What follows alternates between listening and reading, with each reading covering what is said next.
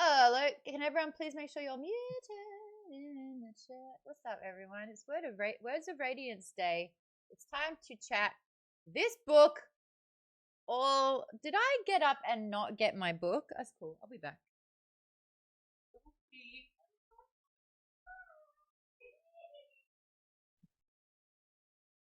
He's gone. We can say whatever we want.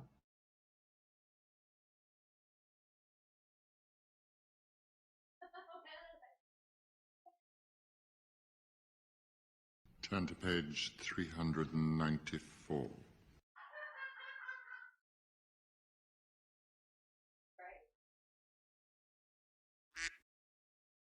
Anyway, I left it in the bathroom because I was doing my makeup, and that's where it was. Anyway, how many pages? Technically, we're looking at 1086 if we want to include the Ars Arcanum. Arcanum. What's up? Hey, hi TikTok. I'm on TikTok. I do a book club. I do sci-fi and fantasy books, and we've been reading the Stormlight Archives. We are up to the second book. We've read the entire book now. What is that? What did you just do? What is that? That was new. Darren, you just resubscribed for 34 months, but there was a new alert. It looked sick, and I was taken by surprise. Paperback is 1310. Carlos A is here saying, I'm doing good in my home, resting after a long work day today, and I'm excited to attend WonderCon in Anaheim this Saturday. I will not be there. Bianchi says, a book the size of my Subaru.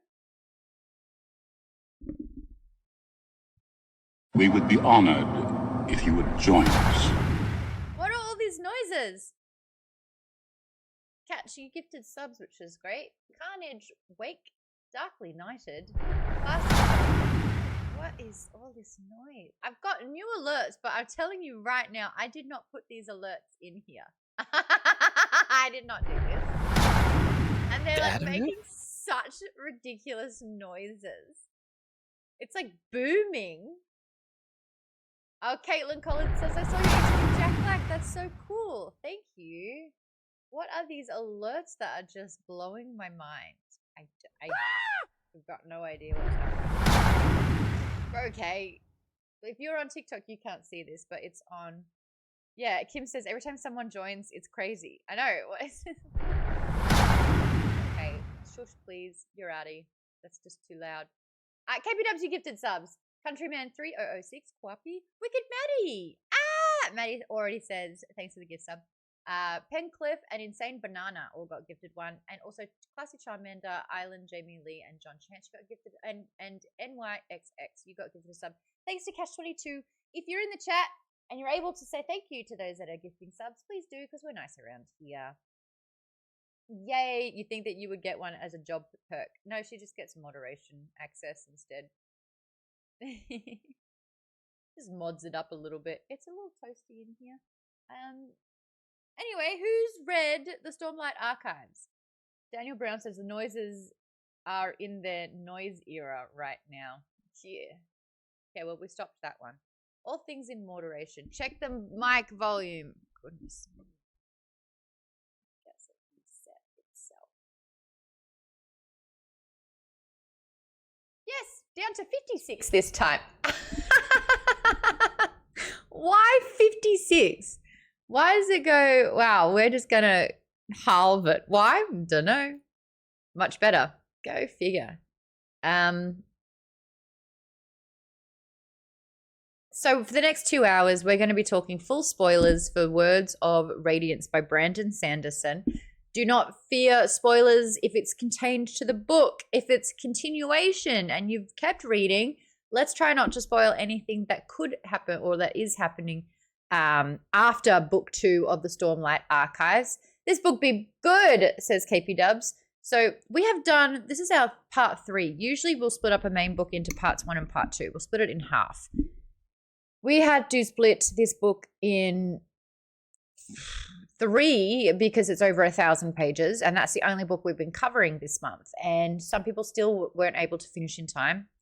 It was a lot of reading. I understand. There's a lot happening. But thanks to everyone who's joining.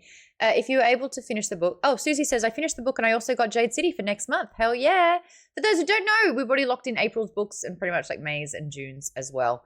And April's book's going to be fun. Our main book will be Jade City by Fonda Lee, which I'm really excited about. And then the bonus book is going to be A Court of Wings and Ruin in the Akatar series. Colleen says, wait until Wind and Truth. that's after, no, I'm going in reverse. That's after that book and that book to get to that book. Just to be told it's still going. Maud says 7 Paz Nabetse. Says Maud looking good ever since I first saw you. So Source Fed still looking great since. Thank you. Just don't ask about the goats and we'll be fine. Kim says, I have been hesitant to read any Brandon Sanderson since the Wheel of Time takeover. I definitely suggest Sanderson. If you don't want to continue with Wheel of Time, that's fine, even though he does high fantasy very, very well. I suggest starting off. Oh, the TikTok image is mirrored. Oh, wait. We'd read that one, and then it'll be that one, until we get to that one. There you go. I've done it for both.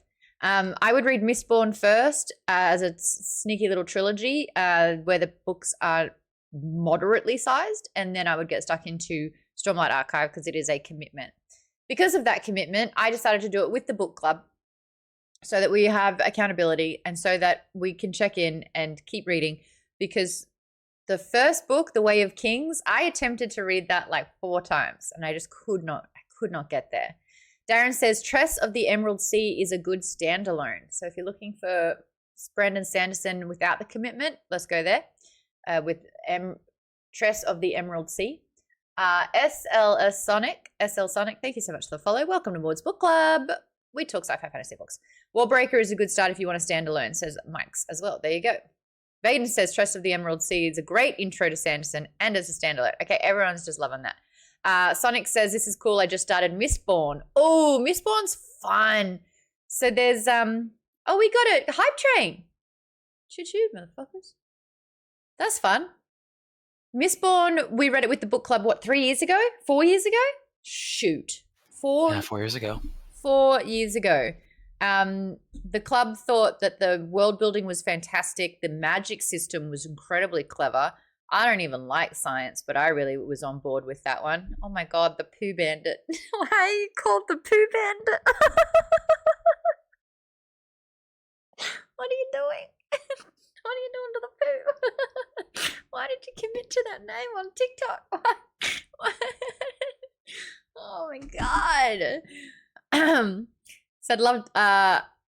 I was in love with you on Savo. Now, Savo took place back in 2007. Yikes. There you go. That is the number 2 best name on here. Thank you, KP Dubs.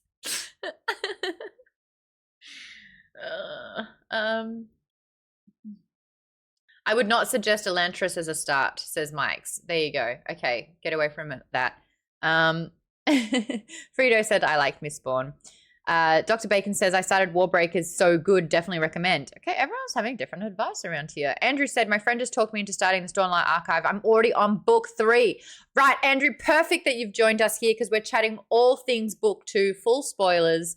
We're going through it all. Don't tell us anything about book 3 so far and we'll be good, but this is good. This is good.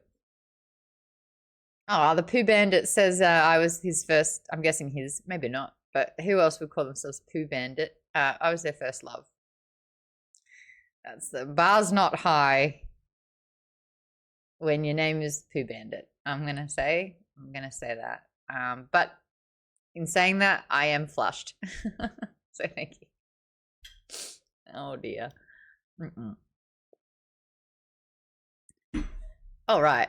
Let's get stuck into this. Oh, sorry, Mistborn was 3 years ago. It was my first book in the book club. Is that right? 3 years ago was your first book? Yep. Great start too. Yeah, great start. Brain Dump says, have you completed the whole of book 2? Yes. Jay says, I just started Words of Radius. Well, it's called Words of Radiance. Maybe you did a voice memo and it betrayed you. Radiance. And we are going to be doing full spoiler discussion on Words of Radiance. So if you do not want spoilers for a book that you just started, I totally understand that. For everyone else that's looking to actually join in this discussion, I implore you to head over to twitch.tv/Maud Garrett, MAUDE, head over there. We've got gift subs happening over there. There's emotes. It's a lot of fun. Brain Dump says, if you like anime, I would recommend the Cradle series. Great books. It feels like reading shonen. I do like shonen. It wasn't autocorrect. I got you, Jay. I assumed as much. I got you back on that. Jay Button Rock says, I found Words of Radius to be loopy. That's a math joke. Basil says, Words of Radius is my mum's favorite physics book.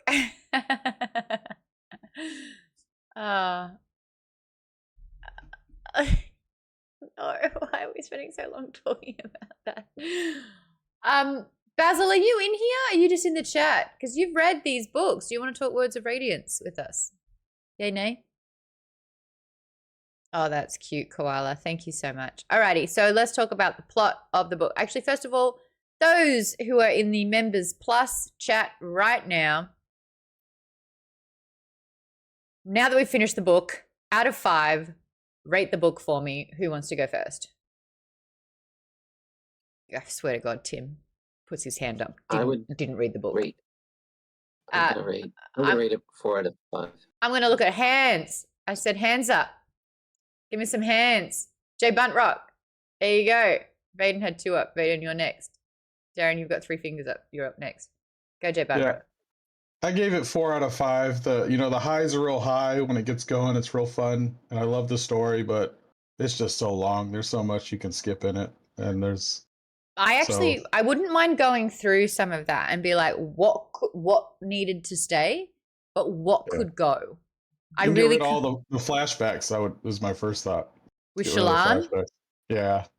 Unnecessary. There was a lot, but I mean, did we need the flashbacks to appreciate Shallan as a character? Because notoriously everyone's saying she's so much better in this book than the last book. They can definitely be truncated. Great word. Great word. Okay. Chat's piping in as well. Pianki says 5 out of 5. Phantom Aria says 4.5 out of 5.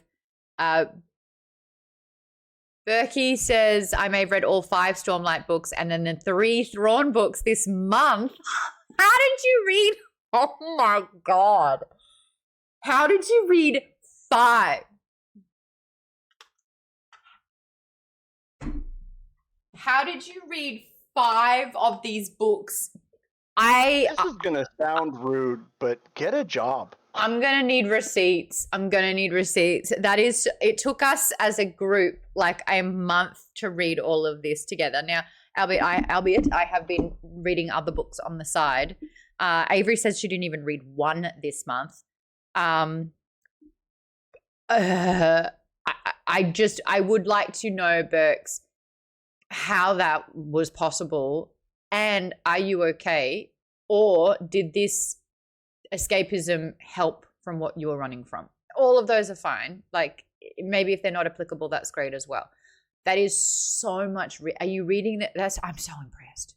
2 times speed on audiobooks. You're listening to Michael Kramer at 2 times the speed, and you've got 45-hour weeks and 45-hour weeks. So you're listening to the books while you're working. Okay. Basil just goes, life before death. Mike says, that is actually very doable. A Stormlight can take me like 2.5 days if I don't sit on YouTube. 2.5. But like keeping in mind, at 1 speed, didn't we realize it was 40 hours? So that's just wild. Oh, okay. Who did I say was second? Me. Go, Vaden. Yeah, 5 out of 5. Love the book. Love the characters. Wouldn't miss a page. Like, there's so much nuance to the stuff that happens in the book. Like, especially with all the characters. Like, almost no one's as simple as they seem. You guys aren't coming through the sound on TikTok. That's no good. I can't be fucked fixing it, of course, but that's no good. My microphone. Wait 1 second. Because it's the speaker. I got this. General setting.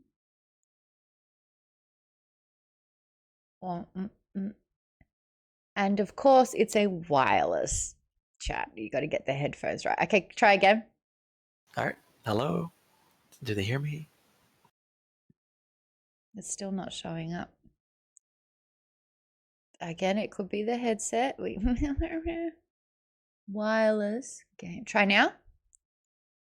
Hello. Yeah, you're in. Let's go. All right, cool. So yeah, awesome. Loved the book 5 out of 5. The characters are very nuanced. They have a lot of moral gray areas. It's super interesting because of that. The villains aren't just pure evil, heartless people. Like, and especially, I love when they use the protagonist's logic on themselves. Like, there's so many times where, like, you know, the whole there's a common theme of like the sacrifice for the greater good. Like, yes, well, you know, what counts as sacrificing, and a lot of times these light eyes are sacrificing other people for their greater good, and they're doing it very casually, very you know, like in a very dismissive fashion, and not caring at all about what happens to dark eyes. And it's very interesting to see just how far they're willing to go to get the results they want. Yep. But yeah, it's super awesome. Love the world building. If you're in the Discord, Colleen put up a great link where you can take a test to see what night of what radiance you will have. What? Basically, you can take a test to see what you'll unlock, and it's a series of questions. And of course, one of the questions is, do the ends justify the means, or does honor prevail? Like, which one is that? Avery says, to be fair, if my life was normal and I had some semblance of free time, I could probably finish this book in a week. Oh, do you remember those days where BS didn't come and just take the front seat? I mean, I'm looking at my book count, and like Goodreads goes, bitch, you're like 6 books behind. You're trying to read 80 books and you're reading 1,000-page books. That count as what? It's such shit. It's so shit. Like, it really should be, hey, you're reading a Brandon Sanderson book, you're reading Stormlight's, we'll give you 2 books for that one, because like, it's 1,000 pages. It's fine. I'm behind you by the same amount, roughly. Just yeah, long books. Long damn books, but good books. Sorry, remind me of what you gave it out of 5. You did get 5. It was a 5. It was a 5. Okay, so the themes were good enough to get bogged down by the heftiness of the book. Oh no, yeah, it doesn't bother. The heaviness of the book doesn't bother me at all. I mean, the longer the book, the better. If it's actually good stuff, and it's good stuff, so I have no problems with it. Okay, cool. Darian, you were next. What'd you give it out of 5? 3.5. What? Yeah. No, it's good with the character stuff. The world building is very detailed. But I think it's just missing that little spark there. I think I got bogged down with a bunch of extraneous details that really took away from it. Like, it's a very detailed world, yes. But like all the stuff of backstory of Dalina's wife being erased from his memory. We still haven't gotten to that. Yeah. We still don't know. Yeah. The mystery, like Shallan just has had pattern from when she was a child apparently, and she had a shard blade. That kind of like her having that all of a sudden just kind of I'm not sure if I missed something, or like, you know, some things just seemed a little bit convenient. So, you know, that took it down, but but I'm just saying I rated it better than Way of Kings, so there's that. Do you have holy shit moments reading this book? Just a few, I think. Like, definitely when Kaladin caught the shard blade was really good. Yeah. I would argue that Brandon Sanderson doesn't really do things with convenience. He has planted the seed in a way that is so discreet and that is so well done that unless you're really kind of looking for it, it won't happen. So by the time it comes to fruition, you're here going, oh my God, there's a plant here. You didn't even see it grow. Yeah. But if you go back, it will be there, is my understanding. 3.5. Okay. And we'll talk more about that and when it pops up with the book as well. KPWs, you're giving it a 5. I'm going through the chat now. 5. Pretty much everything Vaden said, like, I never felt bogged down. I was hanging on every word. I felt that there is a case where, like, for every question they answer, Yeah. They post 3 more. Yes. But I love that. I love that. I want more questions. I want to learn more. I'm like, Shalon, feed me more info. I can't get enough. My curiosity is unsated. Bring it. I'm so glad you said that. I've had a recent conversation about that. I don't want to spoil anything, but I will say that I have decided that season 2 of Severance did not answer enough questions to start introducing new ones. And there were times where I found myself saying, you want me to care about this moment, but you've actually never given me a reason to. And I will say that Words of Radiance does a really impeccable job of making you wonder, giving you that answer, and then extending it. And so you're happily like picking up the crumb, eating it, and then seeing another 3, and you're being fed, and you're happily moving to the next crumb, I think.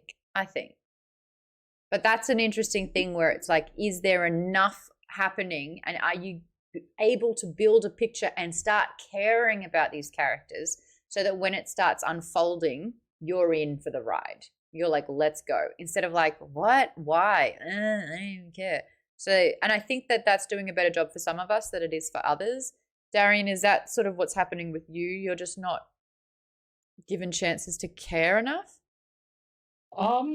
Yeah, it's just I appreciate the things he does well in it. It's just like it seems like it's bogged down a little, and I'm just putting it out there. His writing style, he's no Patrick Rothfuss, all right? So, I have, like a 5 out of 5 for me is like Name of the Wind or a Game of Thrones. So he just hasn't reached that level for me. I think that Patrick can be quite florally with his writing. I think that he paints the picture, sets the characters in it, winds the characters up, and then also puts different cameras on those characters to capture it all. Yeah. Ooh, also one thing, I hate magic systems, so that is just something I really have no patience for. So magic full stop? No magic systems, like like I don't need magic becoming this intricate sciencey thing, Just I will say, yeah, Shardblade, Honor Blade, Knights of Radiance, Heralds, demigods, kind of gods, people that are on the planet as gods but not gods. I will say that we are every time we learn something, it's like, oh, by the way, there's so much more than this. So every time we learn that there's a power, it's just one of 10 powers that are available, and each of those powers have 10 things that you can do, and you just I can get a little overwhelmed by from time to time. It's so much that they pack in, but and I will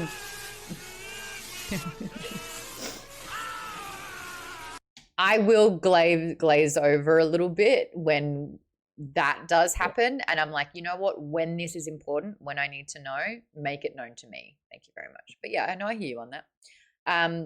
Pianki, why are you giving it a 5 out of 5? Phantom, why are you giving it a 4.5 out of 5? Jimmy, you're giving it a 4 out of 5. Yes, that's true. The reason why I give it that is because, like KP Dub said before, it's a very enthralling story. Yeah. But to me, it seemed like it threw out a lot of information for me to digest, so I would have to go back and then read it again. And ain't no way that's happening. Did you go back and read something again? I wouldn't say that I went back and read it again. I'm reading it actively and then going back and then reading the page again. When you read something and then you're like, oh, I got to read that again. That's how it is. Goodness. Yeah, okay. This is the last book that you want to need to read twice, I guess. KP Dubs, did we talked about your 5? We talked about your 5. We talked about your 5? Yes, I talked a moment ago. Fantastic. Sorry. Thank you. I'm doing 2 out of order for things. Susie, you gave it a 4 out of 5. Let me know why. Warlander says anything lower than a 5 is heresy. Please explain why you love it so much. Lisa, you gave it 5 out of 5 Knights Radiant. Now, this isn't your usual book. Me? Well, Yeah, like it is.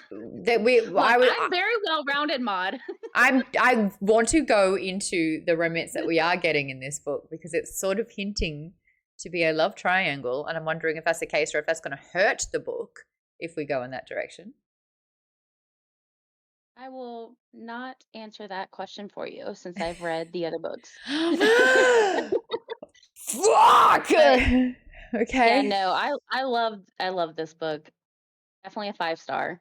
I think this one was not as heavy, like emotional wise, as the first book was. Like, I was very kind of like depressing in the first book. This one was more lighthearted and had like fun bits that broke up all the heavy stuff that was going on. So I love it. And you guys got introduced to one of my favorite characters this book. Who with is? Lift. Lift. I love her. Yep. I love her so much. Like her and Lopin and their humor that you get in their chapters, it just tickles me. I love them so much. So yeah, I love this book. We're about to get a lot more Lopin, I think, too, which is great. Katie, you echo those sentiments as well. 5 out of 5. We finally have Lift. We've got Lift off. Yes. Yeah, 5 out of 5. I love Lift, and I do love her humor and how she can see the world differently. Yeah. And she has a different take on everything. But I like how everything leads up and then you see a little bit after the battle what happens. I really enjoyed that at the end. Got it. So it doesn't stop abruptly at the battle, like you have an understanding of sort of where it's going. Sadius, sorry, Avery, don't listen to this. Don't listen to this. Sadius gets murdered. Like, get rid of that son of a bitch. We'll talk about that in detail a little bit more as well. But yeah, you get to kind of like set up for where things are about to go. Toaster Poster said 4 out of 5. Book good. Sanderson takes show don't tell to the farthest degree. And then I've got to catch up on the chat, so bear with me. I love what they did with Moash, but was sad that he didn't reappear at the end. He kind of did, but he was bailing.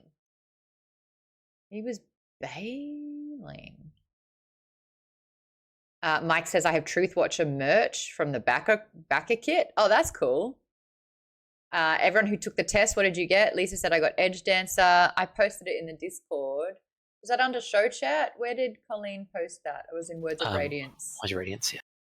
I got Will Shaper. Was that Yasna? Was that what Yasna does? I'm your transporter. I might have to take the test again. Yasna's an else caller, I believe. She's an okay. Oh, hey Baz. Okay. What am I? What does that mean? I got very underwhelmed when I saw it. But then I got Light Weaver. Light Weaver is the second one. I was like, yeah, hell yeah. I'll be an illusionist. That sounds fun.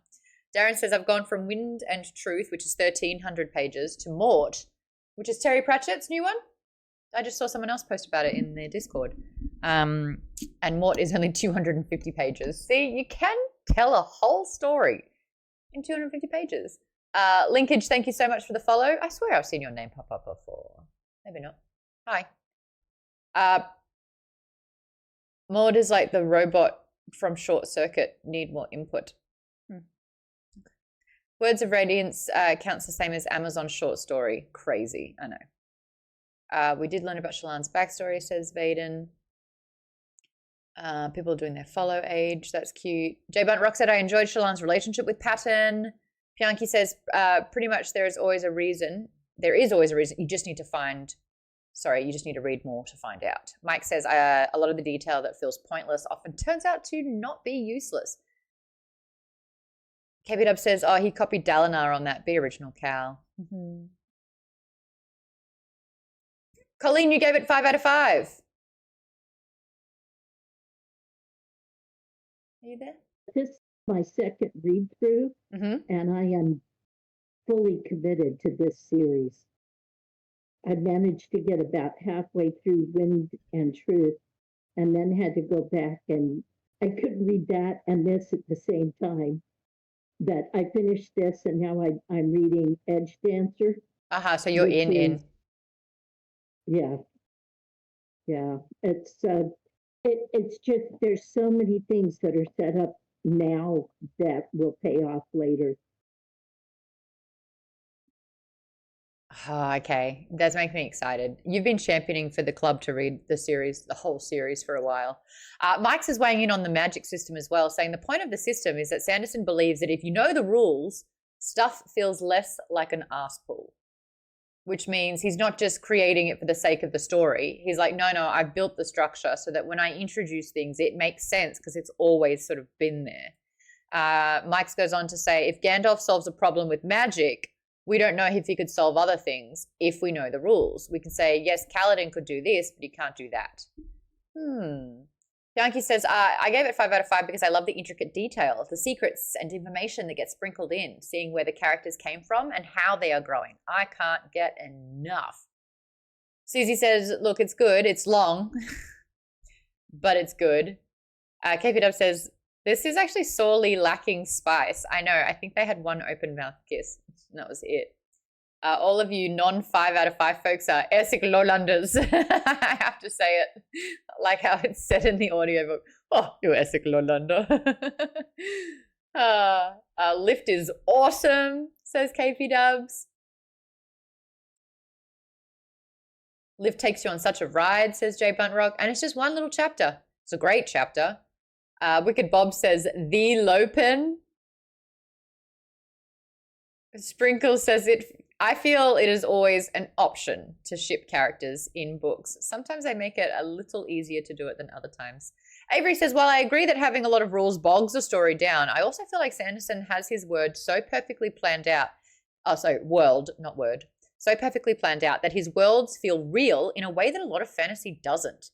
That's it. I feel like if you're reading fantasy and there is a magic system here and you can poke holes in it and it doesn't feel like logic or it doesn't make sense, or you can kind of feel the author changing the rules to suit the plot armor, it hurts it. But you're right, like Sanderson, he's like, no, I just showed you the first layer, keep coming in and you'll see it's all there. The world building in this is great. Katie says, I hate Moash. Darren, you got Truth Watcher. That was the least one that I had. I had like none of that in mine. What was your least one then? Did you do a screenshot of what you got? Are we just polar opposite completely? Bondsmith. A bondsmith, which is what Dalinar is. I'm looking in Words of Radiance again. Where is my bondsmith? 2/3 of the way down. So we just don't know enough about this yet. Will Shaper. What am I doing? Yeah, like half of these we've only heard of half of these, and the other half for TV. It's still we're still learning a lot about. Katie's an edge dancer. Baden, you're an edge dancer. Colleen says Moash will be back. Yeah. KP Dub says Yaz. Occult says he tries a little too hard in this book to try to force readers to care about the other series in the Cosmere. How so, Occult Stool? How so?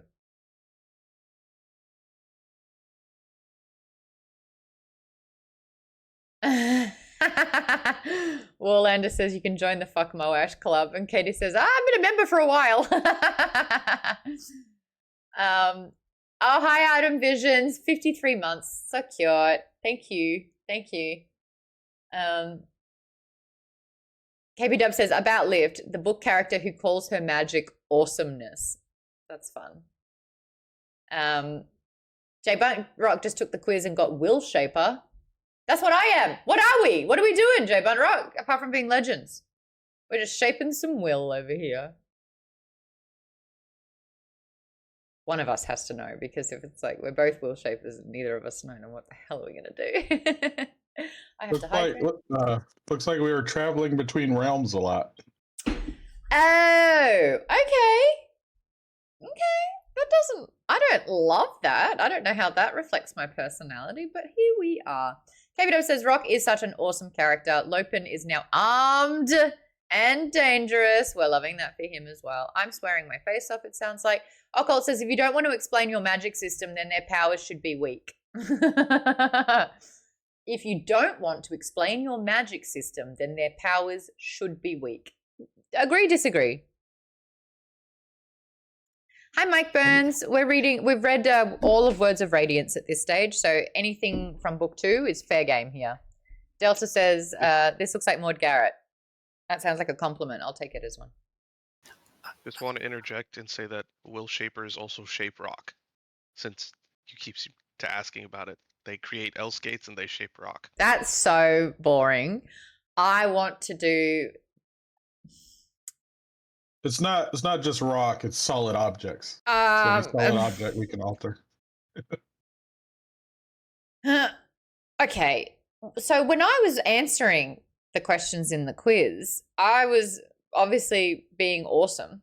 And J. Bunt Rock, I feel like that's the same for you if we got the same result. Why are we rewarded with shaping rock? I'm doing it again. I don't like that. This is like the Sorting Hat. If you don't like the answer, you can fucking tell the hat that where you're actually going to go, while telling the hat where it can go. Yeah. And the 2 realms we can travel through are the cognitive and physical realms. So I guess we can enter the mind, like I'm assuming Doctor Strange.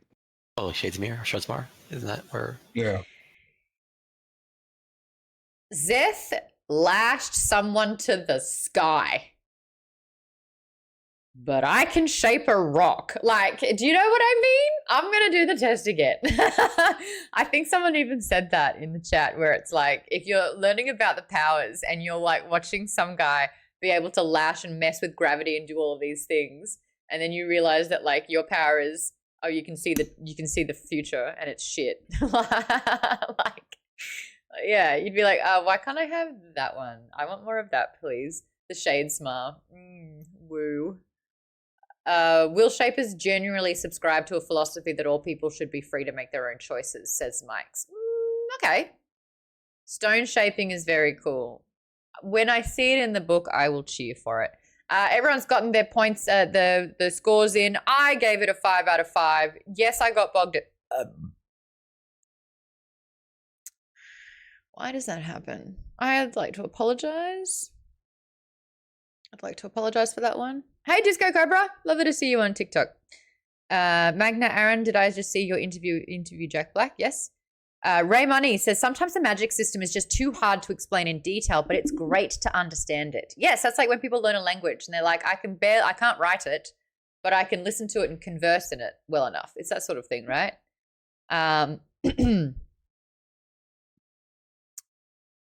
Got it. People are quoting their favorite videos. Anyway, Maud chose flight over teleportation. Don't you dare use that back at me.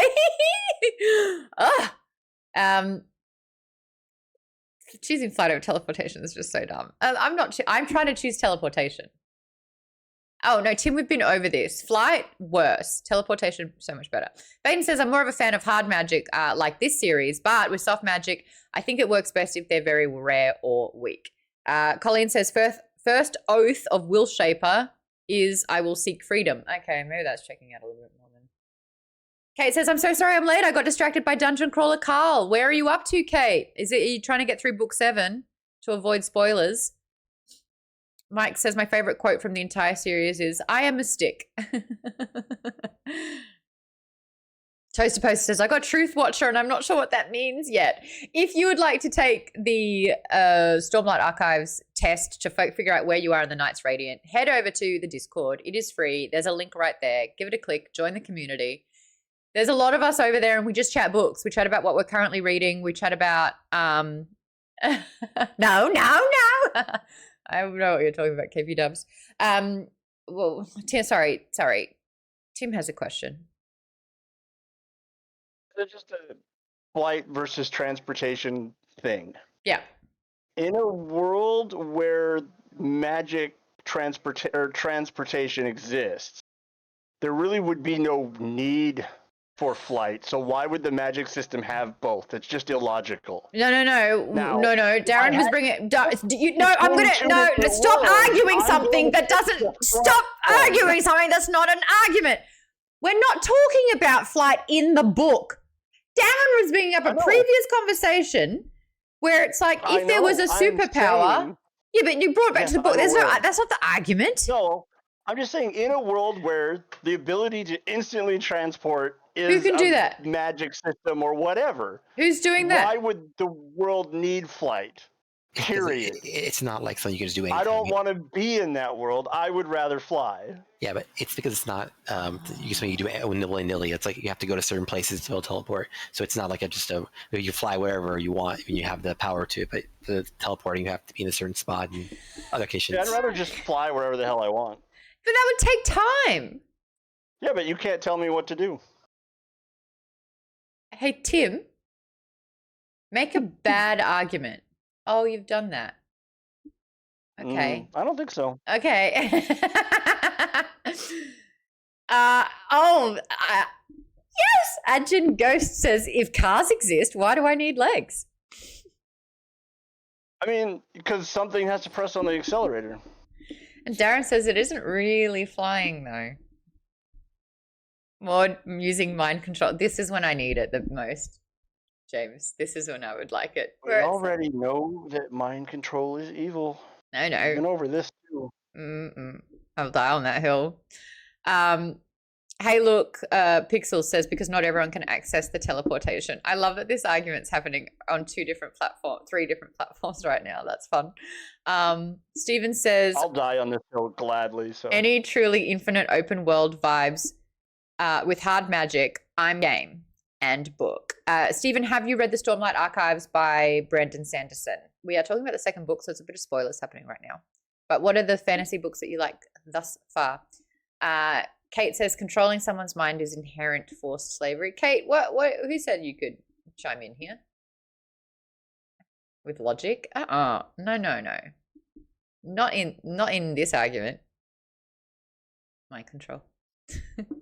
Kate says teleport is fast travel, fly is more localized utility. Flying is good in a fight or to get over obstacles. Okay. If you're in a fight and you have the ability to teleport, just yeet your ass out of the fight. You don't need to fly. I don't know if we're making the same point. Are we yelling at the same? Yeet your ass back into the fight behind them. What I'm saying is the two things should not exist in the same universe. That's what I'm saying. Logically speaking. They can't. It have to be differently. They has to have a certain conditions. That's all.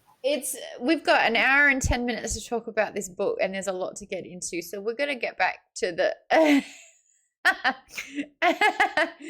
Those arguments though are really fun. Tim is derailing when he hasn't even read it, says Kate. Exactly. Hold on. So Kate, back to Dungeon Crawler Carl. You're listening to them for the first time, or are you always listening to them? Or were you reading them all and you're reading book 7, but you're listening to book 1? All right, let's get into it. Let's tackle some of the big questions that I have. We meet Lift. Let's get straight stuck into Lift, because this is an interlude that was a lot of fun. In Azir, the Reshi thief Lift and her friend Windle take part in a heist. She sneaks into the palace. The city's constable arrives to arrest her. She escapes quickly, but inadvertently kills one of her loosely based friends, Gorks. She manages to save Gorks with her edge dancer ability. See, I want to be an edge dancer. Seeing the resurrection, the Azish priests elect Gorks as a prime Aqua 6, and he's capable of surviving the assassin in white. As a result, Gorks pardons Lift, and then the constable spares her. I want to talk about this though. Enter a new Radiant. What do we think of edge dancing powers? What do we think about the relationship and what we learned about Windle? Because something that I thought was really interesting was Windle was used as exposition to provide more context about Syl and Patton. Nick, I need you to mute for me, even though she sounds so cute and I've got questions. What did we think about these new powers? Why do we love Lift? Why does she deserve edge dancer abilities? Where are my Lift stands? Mike says edge dance is abrasion and progression. Kate actually says 2 new Radiants, actually. Lift and Darkness. That's actually my next question. Who is this dark villain-esque character who likely killed Yum in the previous interlude? Darkness isn't actually a Radiant. Okay, talk to me more about that. I'm not sure if it explains it completely in this book. I just read it somewhere that he introduces himself. I don't know. I thought he was, you know how Zeth at the end of the book gets enlisted by like the Herald of Justice. Oh, that's him. That's him. Yeah.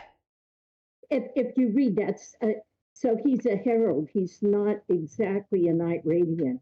I think they're slightly different. Okay, so he's like a checks and balances dude, right? He's like, hey, you're using a radiant power. Mike says Nail is a bitch. Nail is both, says Jesus. JMD. Did we get JM? Did we figure out how we're saying your name? Yes, Colleen? Knowledge, yes.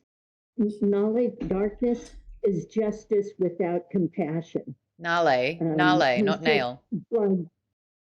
Yeah, I think that's, yeah, he's blind justice. It's just letter of the law, no excuses, no compassion. None at all. Empty inside, but just thinks that this is what needs to be done. No wonder he's got a boner over Zeth, who's just like, I have to do this because I'm truthless and I have to do everything that I am told to do. Is it Nail or Nale? I think Nale. I don't know. I pronounced it in Spanish. It's both. Both have been pronounced in an audiobook. Oh, no way. Okay. Oh, really? Oh, no. I wouldn't mind doing a poll. Which one are we going to stick with? What feels best? Are we doing... What? How do we say? Is it Nail? Oh, that's odd. Is it Nail? Or is it... Okay. Start poll. Nail or Nale?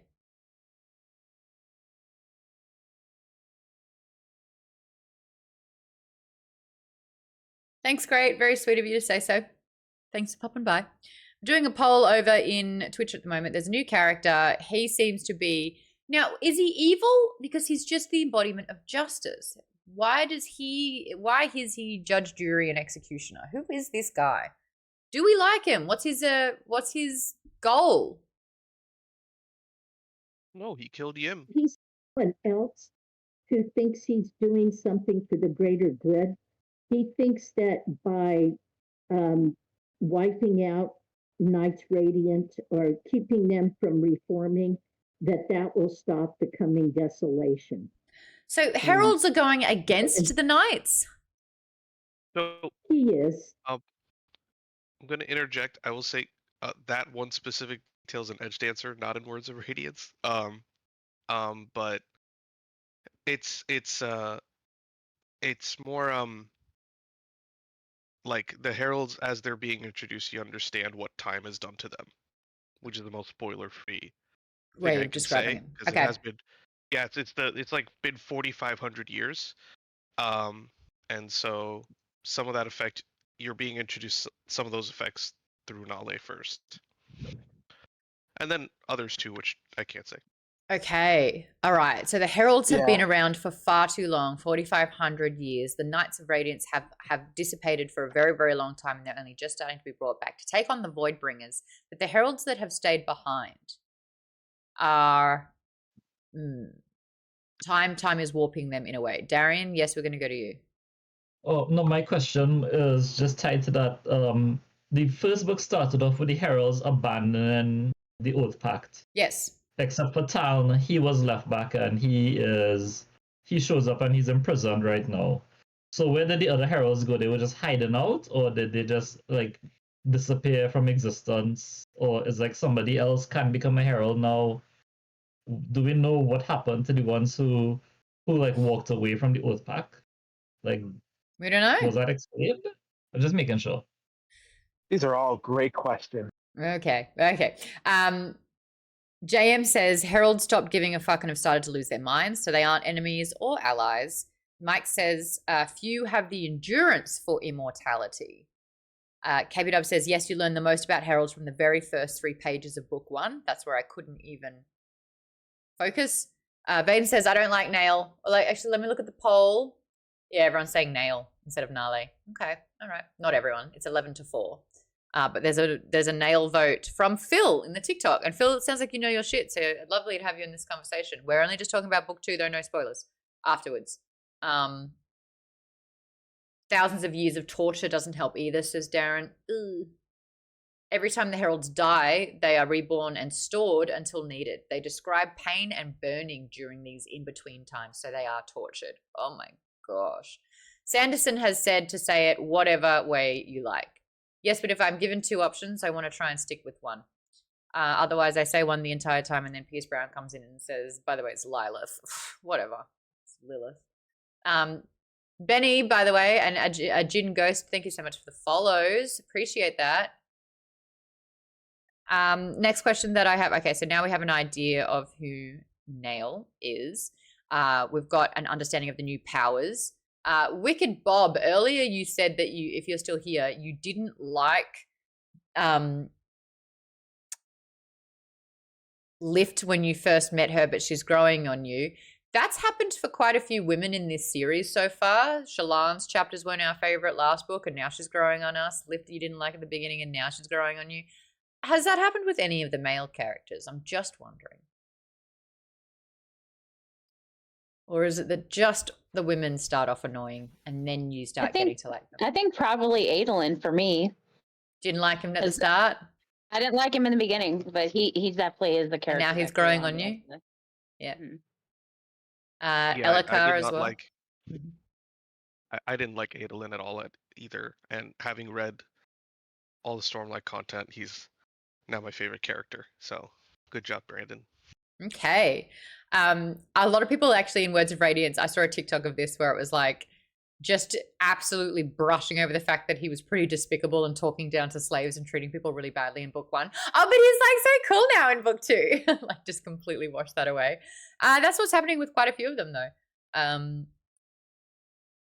Gaz, says Colleen. Yep, the chapter where Elakar showed vulnerability with Kaladin, asking how to be a hero, was so good. Yeah, we're going to talk about that in detail because I thought that was a really important chapter.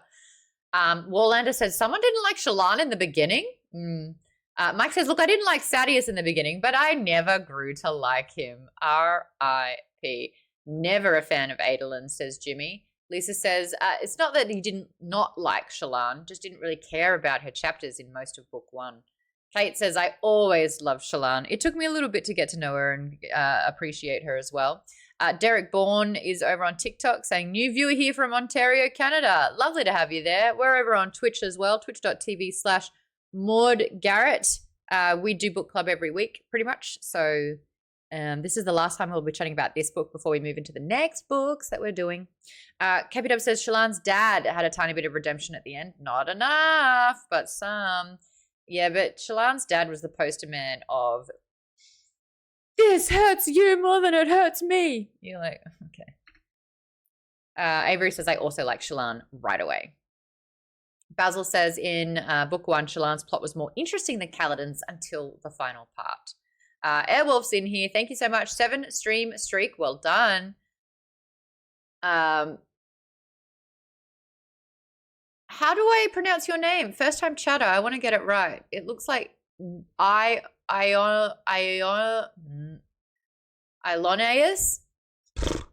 Help me. I think the contrast between Shallan's arc and Kal's arc during book 1 just make you want to read more Kaladin, not less Shallan. Okay, I like that. It's not that one's worse, it's the other one's just better. JM says, I liked Adolin after he went to prison in solidarity with Kaladin and loved him when he killed Sadeas. Okay. Academic says, Lift is always a favorite. There's going to be a few men that I don't like at the beginning that I grow to like, and in reverse. Fantastic.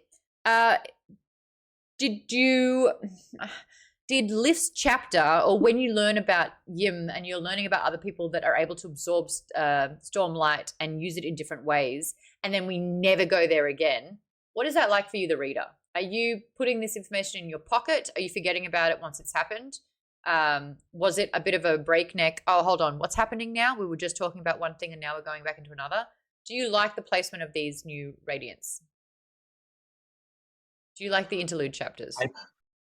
I love the interlude chapters. I think the first place we see Nail was in him executing another like presumptuous radiant. Like I think it was a cobbler or something like that who was helping little kids off the street. Yes. And I'm like, what?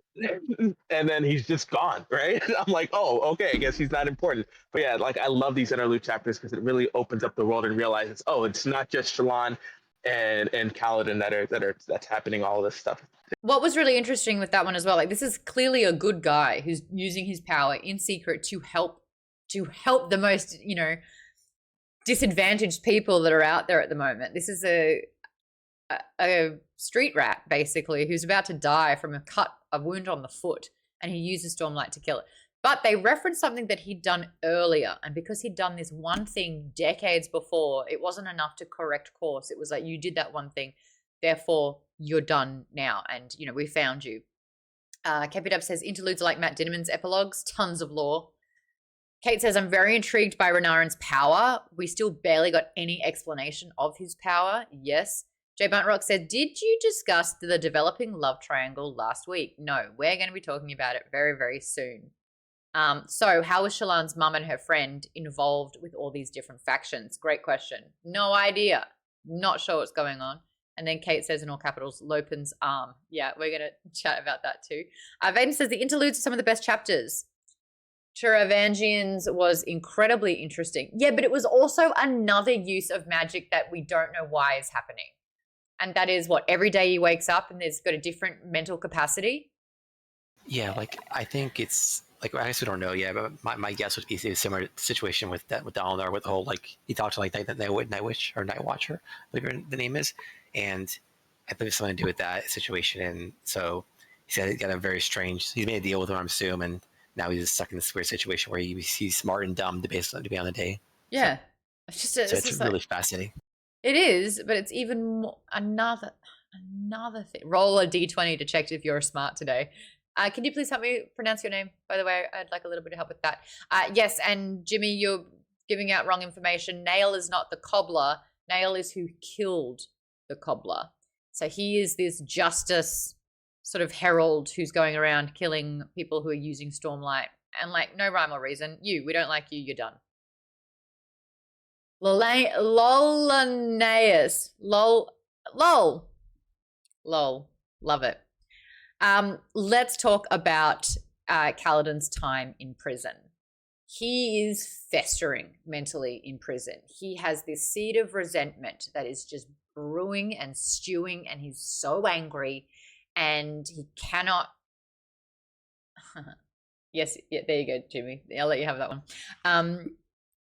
He's recognizing that Elhokar is a bad king, and he's convinced himself that everyone would be better if he could take out Elhokar.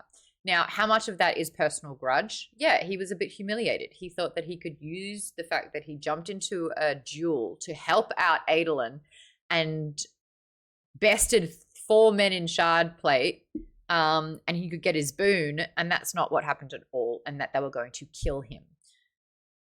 Kate says, Kaladin is such a mopey bitch in this section until he utters the word and gets his head out of his own butt. But it took a little bardic inspiration to get there, with Wit coming in and playing this song, which honestly, it gave me Charlie and the Chocolate Factory on the boat, Willy Wonka. And you know how like he goes into that hysterical kind of, yeah, with exactly, yeah. It felt like it was a little bit like that, but Kaladin just wasn't picking up what Wit was playing down. So I think he finally got there. Mike says Elhokar is a shit king, but like very valid. Yeah, that's the thing. And I think what Vaden was saying, what his favorite part about this book is, you're presented with both sides, and both sides are kind of right. The people who are doing bad deeds aren't necessarily bad people or don't see themselves as bad people. Koa, yes, he was, always has been. It's like my 5th time of interviewing Jack Black. He's always great. He's good value. Cal's a real sad guy, says Academic. Yeah, and he's getting in his own way, but what he's having is 2 separate things, right? You've got Dalinar, who is a man of honor, who is guiding him. I mean, he's a what is he? Bondsmith. Bondsmith, forging these bonds. And I feel like Cal has like put all his eggs in Dalinar's basket, but then Dalinar doesn't live up to these expectations that Kaladin has put upon him. And it's like Dalinar is human a lot of the time. And Dalinar has a lot more information about these people, whereas Kaladin has this one moment, right? So Dalinar is seeing very big picture and Kaladin is seeing very narrow-mindedly or very narrow-visioned. And I think that there was immense betrayal where Dalinar didn't kind of take Kaladin at his immediate word and take action on the spot. Dalinar played long game. And that was kind of really hard for Kaladin. And then Kaladin also has people like Moash, who has that same broken story and let's unite over the fact that we've been wronged and let's take action and like, you know, vengeance is our path. And he's kind of being swayed by that as well. And it's this back and forth. Who wants to talk about what the battle is really over and why Syl died because of it? We're talking about honor. Syl is an honest Bren. Yeah, basically, I mean, it's just that that like Kaladin has his oath. He's the equivalent of Paladin. He has to do what he's supposed to do in order to keep his power, and he ended up kind of betraying it because he promised 2 different people, Dalinar and Moash, completely different things, saving the king and protecting and letting him die. And then he ended up going toward the former and letting him or the latter and letting him die, and lost Syl because of it. So he basically broke his oath. He broke his oath. That's it. And he needed to take the oath, says KP Dubs, to protect. And you can't do that if you're helping a murder. And it's not just a murder, guys. It's regicide. You're killing a king. You're killing a king. Oh, he's not fit enough to rule, so therefore we're going to kill him. Who is worse, Nail or Dalinar? That's not a question. That's not a question. That's like saying, what's more white, snow or a rainbow? Like, there's an answer. Yes, Darian. Well, just to build on Vaden's point, how do we square the entire situation with Kaladin losing his abilities because he broke his oath with Wit's discussion with Dalinar, where he said it's better to have a benevolent dictator, a benevolent tyrant, than a weak man as king. And that is exactly what Elhokar is. Yeah. Except honor says that you just don't do that. And honor is about protecting everyone. And I feel like what it's saying is that you can't take, just because you don't like something. And this is where it gets murky. It's like the greater good here. I have this up coming up in the discussion points. Is Amaram a bad man? He stepped on Kaladin to get ahead. But what's Amaram's real goal? He's on the same side as Dalinar. He wants what Dalinar wants. But he recognizes that it's like that shard blade that Kaladin fairly and honorably won was needed in his greater vision. Yes, Darian? Well, Amaram is just a dishonest man, because even if he rationalizes doing something for the greater good, if he had no scruples about what he did, he would never lie and say, I only got the shard blade 4 months ago. He would just like say, oh no, he covered his tracks because I deserved it more. You're right. If he really believed that he was on the right side, he wouldn't even need to lie or want to lie. It's so the deception. Yeah. Okay. I like that. Said it best. Nobody is as clean as him. He definitely has blood on his hands, and he's just hiding it very well. Yeah. He's very calculated in that. Okay. Yeah. I like that, actually. JM I was. do wonder though. Yeah. Oh, if like to that point for Amaram, I do wonder if whether or not he believes he's doing the right thing matters. Like from the point of a spren, like as long as he sees he's keeping his oath, like does that matter to spren? I'm not convinced that it does, because like I think it matters more how the person sees themselves. Yes. Because like Kaladin swore 2 oaths, right? And that's where he got in trouble with Syl. Then it didn't he didn't get out of that bind until like he realized that third ideal of I will help those even though I hate. It's like, okay, this is the thing that I'm actually holding to, not these other 2 lesser oaths. So I'm wondering, like, what is it that matters to the spread? What's the magic of the spren? I like what JM said in the chat, where it's like, yes, you're honor bound in that particular way, but it's also personal. So if Kaladin feels like he broke the oath, then he breaks it. So I guess it's not so black and white. It's personalized to the person. Wallander says, I hope you'll still remember this debate during Wind and Truth. Bianchi says Amaram is not a good person. And I like what TJ said over on TikTok. Doing evil to accomplish good is still evil. Arya said, right. He said, if I only protect people I like, it means that I don't care about doing what is right, and had to come to that conclusion. But do you think Kaladin would have gotten there if he didn't lose Syl because of it? I think he's almost so codependent on Syl at this particular way, because Syl is guiding him, that he recognized that when she died, he also lost all of his Stormlight abilities. He lost access to the powers. So he actually sensed a huge loss. Was it more about doing what was right, or was it about getting Syl back? Or was it being able to reharness his powers? And it's like he's just stepping in the directions. And then when there's a consequence, he's like, oh, oops, my bad. I'll go back to the other thing then. It's Kaladin, of course, he's good. Yeah, I don't think he even knew I don't think he had really had any idea that Syl would come back. I mean, he was told she died. I mean, we know he didn't because of the other chapters, but like, yeah, he in his mind she was gone and he failed. But now he wanted to do something to atone, and he did. Mike says, I don't think saying words you don't believe works though. Yeah. KPW says, am I remembering correctly? At the end, Syl appears as a normal human-sized young woman. Yeah. Yeah, she's person-sized. JM says it was about doing what would let him sleep better at night. He got there. I feel like he had to find his way. I think that Moash was kind of going so far, like as soon as Moash was asking for an inch and then taking a mile. He just needed the go-ahead. He didn't want to do this without Kaladin's approval, even though he already started doing it before bringing Kaladin in. And he was kind of coercing Kaladin. And Kaladin's like, it's already been set in motion. What can I do? And we found out what you can do. Moash, he's done, yeah? I kind of had this conversation where I'm like, you can't try and kill Kaladin and then come back from that. But then again, you can be Zeth, die, and come back from that. So what do we think is going to happen with Moash? Do we like Moash? No, everyone hates Moash now. I don't hate him as much as everyone else, I think. Like, I think he'll have a chance to redeem himself still, because Moash doesn't deserve the shard armor. That's what was really betraying. I want to get into the shard armor, because it's like Adolin imprisoned himself to protest against the treatment of Kaladin. That was a really big move, even though it was still kind of like cushy, whatever. But he made a stand.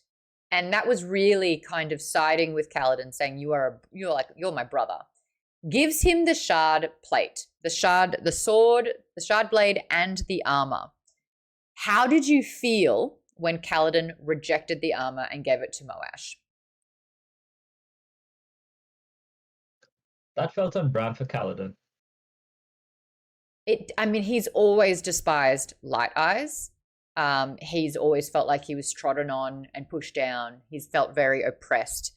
And so I needed to hear the line of, like, I feel sick holding the blade. I feel sick even looking at the armor. Like, just having that relayed is something that I needed, because I'm a power player, right? I'm like, your goals, what you're wanting out of this is power. Why no take power? Like, what? Get over it. You don't like it? Okay, you're powerful in it. Like, you wanted to make a difference. This is how. and then gives it to Moash. It did, like, I kind of felt like Adolin there. It was like, this is a bit of a slap in the face. He went into prison for you. He's got your back. He's gifting you with this. And then you're like, I can't. I'm going to read some of the comments out with this. Wicked Bob says, I rolled my eyes so freaking hard when he did that crap. KP Dub says this is Moash. Kate saying, I don't hate him either. I get it with Moash. He did wrong. Absolutely. But he let his revenge consume him. To which KP Dub says, yeah, he's been in the revenge business so long he didn't know how else to act. Oh, what's that from? What movie is that from? Sounds familiar. Anyway, as you wish. Vaden says, I thought it made perfect sense for Kaladin to reject the shard items, especially when he can hear the screams when touching them. Kate says, oh, I knew that decision would bite Kaladin in the ass, just like the decision to let Amaran run away. Warlander says, if you think about it, though, Kaladin really should stop giving away shards. Ugh. I agree. Vanessa says, I was so pissed at Kaladin. Grow up. Moash is a bad dude, and you just gave him the most extreme gift ever. Warlander said, did Adolin go to prison, though? Just because he changed his house address? He stayed in the room. Yeah, he had to bathe with cold water, okay? He bathed with lukewarm water. It wasn't hot. He only changed his clothes twice a day. It probably wasn't a king-size bed either. It was probably a twin. A twin-size bed. For the greater good. JM says he still saw shard blades as the thing that killed his original squad and as a symbol of Light Eyes as a whole. Jay Buntrock says we learned Kaladin's ability to judge people. We learned that Kaladin's ability to judge people, still needs a little work. Toaster Poster says, I didn't like it because I have a strong feeling that he was going to get it in a later book. Kate says, so Renarin has always been able to hear the screams since he had plate, unlike Kaladin and Shallan, who only had the other blades. Wicked Bob says, I want to kill the king. And then he gives him godly weaponry. Yeah, that's Kaladin absolutely enabling Moash's desire to kill a king. Oh, you want to kill the king? Don't do that, but take this shard plate and shard blade. You're a good man. Whatever else happens, it's not on me. Oh. I don't like that Moash only ended up seeing Kaladin as a hurdle in the way and that tried to kill him. That for me felt funky. Like that to me was Moash's point of no return. You can't be in Bridge 4 and then say, if you say not to, I will obey that. Get gifted shard plate and blade and then try to kill him? Is Moash redeemable?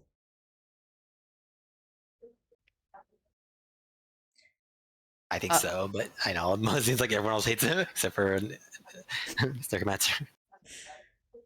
Berkey says wisdom is Kaladin's dump stat. That's funny. I mean, I still think Moash deserved his revenge. Oh, really? But he was pointing... Okay, this is the flawed logic in his argument. Elhokar killed the only family that I had, my grandparents. How did Elhokar do that? Did he slit your grandparents' throat? No. Yeah. But he left the case go on for so long. Did you expect him to be proactive because you've seen that he's a pretty inept king? So it's like he's blaming the king's ineptitude to do anything. Therefore, other people would likely have died as well. I think it's a bit ridiculous to blame one man on a flawed system. Well, I mean, it's just like Elhokar could have intentionally just left them there. Yeah, just leave them there, they'll die out eventually and problem solved. That's the way Moash is, seeing it. I'm like, Moash is right to be angry. Yeah. He's directing it at Elhokar. I don't give him wrong for directing it at Elhokar, but Kaladin was also right. Roshan was the man who really deserved punishment. Honestly, both of them deserve punishment. But that's the thing though, like but at the same time, this is the first thing that's come into my head is like, is Luigi wrong? It's the same thing. It's like, you know what? It kind of comes back to that again, doesn't it? Where it's like, is that going to help this? Probably, maybe not. But like, is the sister broken and does something need to be done? Yes. So it's like, I'm going to read some of the comments happening here. Was it Moash that thought separating Kaladin from Dalinar would turn Kaladin to their side, says Joe Buntrock. Who wants to answer that? Did Moash think that separating those two? No, I thought that was Sadius? Amaram? It was either, I thought it was Moash and Graves, right? Was Graves the one that did that? Graves. And Graves was just an agent of the diagram, right? Mm-hmm. Which is not to be confused with the Ghost Bloods. With the Ghost Bloods, no. Two different groups. Nick says Moash is going to act as a mirror to Kaladin to show him what could have happened if he gave into his hate and followed vengeance. For that reason, I hope that Moash doesn't get redemption. Not every villain needs redemption. Ooh, Nick. I do like that though, because in part 2, the last time we spoke about this book, I was like, Kaladin literally cannot see his hypocrisy in saying, we shouldn't kill Elhokar, but we absolutely should kill Amaram. Where it's like, hold on, whose vengeance gets priority in this regard? That's interesting though. I mean, I don't think you can come back from trying to kill Kaladin personally. And like after being gifted that, I don't know. The whole thing's gross. We also learned that the king wasn't the actual cause of Moash's family's death. Yes, Vaden. Yep, exactly. JM says, yeah, Renarin had no problem moving around the plate. He just had to practice. Wielding the blade was an issue, though. I think that was to a previous comment. Kate says, hey, look, if Gaz is redeemable, Moash is redeemable. A good redemption arc is amazing fiction. So I hope that Moash does have a redemption arc. And Academic says, agreed, maybe we should rethink Gaz's redemption. Kate says, I loved the visual scene of Eshonai and Adolin fighting in the red lightning. I turned into Hector Navarro with the director mind with that scene. I will say Brandon Sanderson gets me in Hector Navarro's director mind so easily in combat. When combat happens, I can see this. I am a fly on the wall. I am yelling action. Like, yes. Picturing it in a movie or TV show. But I was surprised that she died so quickly. I also agree. I feel like Eshonai was like lighting a match. As long as the flame struck and burned, it was just lighting everything else on fire.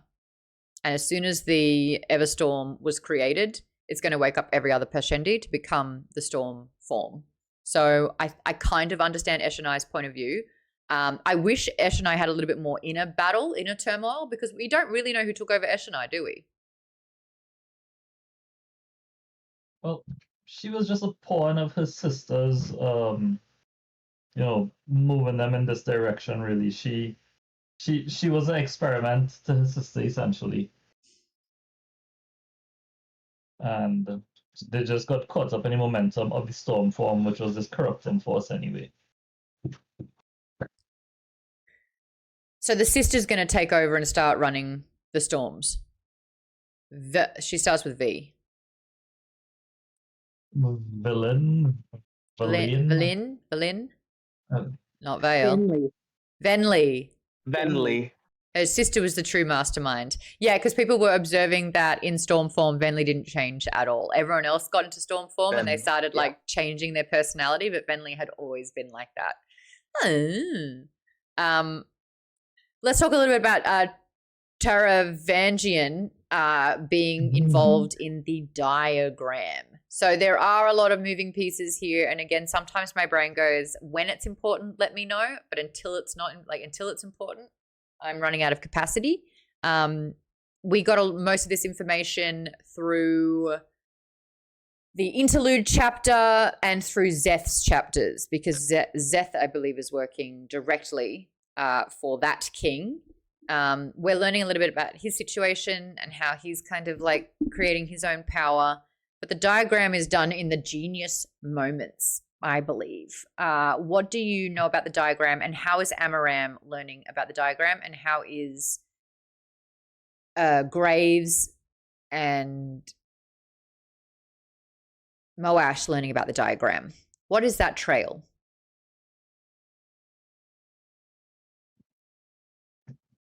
You good, boo? Thank you. Anyone want to know what that trail is, or is it was too soon to have to connect those dots? Well, I think it's a case of you have the true believers of the diagram who are like, I guess, Tarvangians in a circle, and then he just has agents who are employed by the diagram, or they believe what Tarvangian wants them to believe, so they don't know the full picture. Which, he's compartmentalizing to some extent. First ever chapter in this book, Yasna is talking to an assassin, and then her father gets killed.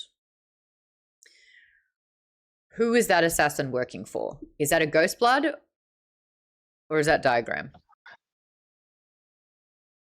I think they're mercenary, aren't they? Because she hired them, but to just a spy instead of assassinating. Yeah, but she had a blade.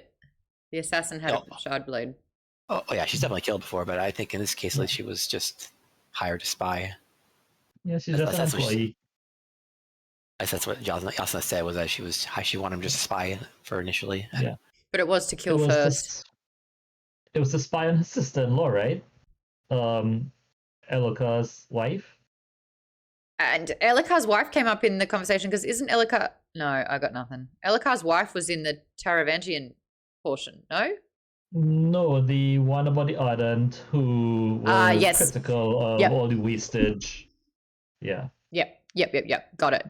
The conversation in the chat has moved to Relaine. Now, Relaine is such a fantastic figure. Relaine is a Parshendi. That was a part of like being a slave form that was enlisted into Bridge 4 and under the guise of Kaladin was given respect, honor, a role, and his name was initially Shen, and Shen, not Shin, Shen. There's a Shen and there's a Shin. It's Shen. Treated Shen like a part of his group, a member of the community, a person on his level. And Parshendi, Parshmen in this particular area, they're all sort of slaves. And so I think Kaladin's been struggling with being dark eyes, and then getting more and more power and kind of being on the same level as light eyes. And his eyes are ice white light now. And so he's kind of bringing up a Parshman who don't even talk about their role, bringing him up to be on his level in Bridge 4. I thought that moment of sort of when he was still Shen needing to leave because he was being summoned and not wanting to go was quite beautiful. And I was kind of piecing that together. That was not too in the dark for me. That was a little bit predictable. It's like, okay, because we know what's happening with Eshonai. We know what's happening. Everyone's being summoned to become Stormform. I thought it was beautiful that he's like, I don't want to go. And he's like, cat got his tongue kind of thing. He's like, wants to talk about it, but he can't. But then given the chance, like Kaladin says, what's your name? And he's like, I want to be called Relaine. And it's like, great, that's what we're going to call you then. And I also think there was time, thank you, Adrian. There was also time with Dalinar, seeing Dalinar also be so respectful and lifting Kaladin up, that Relaine is like, I don't want to go through with this act of war that's about to happen. And he confesses to Dalinar, I was actually a spy, but I don't want to be. I want to, and here are all their plans, and this is everything that I know. And so for Kaladin to then get reunited with Relaine as Relaine and not Shen was such a beautiful moment. But the question that I have is, how did the tides turn after having Relaine's intel? How important was it to have built up that trust and respect with the spy for then Relaine to turn and work with Dalinar and Kaladin? Or are we just seeing the tip of the iceberg for that?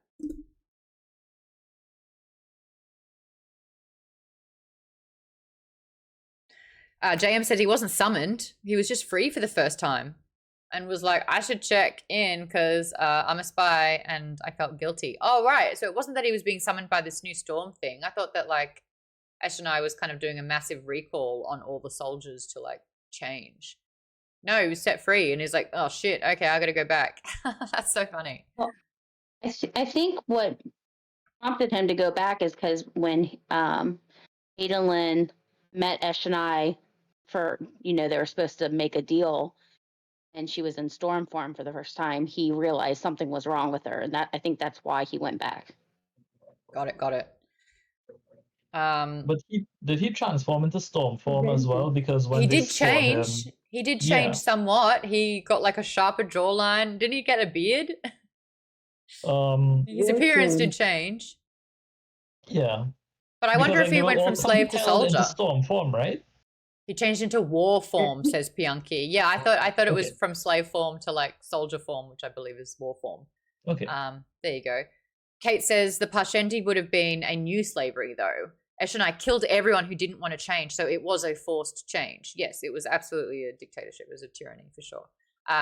Kate says he was dull form as Shen and then became war form. Kate also says that Everstorm would have been far more devastating if the song had continued as strong as it had been. JM said, yeah, and then he went back and realized that all of his people were basically gone. The storm forms had the more storm forms they had, the stronger the storm would have been. Academic says, I love Dalinar. He's like the well-meaning uncle who sometimes does and says racist things, but actually makes real effort to change. It really shows the power of fantasy stories. I do think Dalinar's doing his best, and he even says that. He's like, I'm not perfect. I'm not going to be perfect all the time. I'm going to make mistakes as well. And I think, Kaladin's I don't want to call it a mistake because I don't think it's fair, but Kaladin definitely put Dalinar on a pedestal.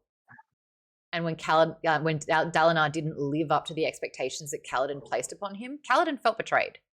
And that's really hard and unfair to do to someone, where it's like they are really trying to do their best. Not going to get it right every single time, but when they do, and Dalinar needed that time, needed to kind of study Amaram and test him.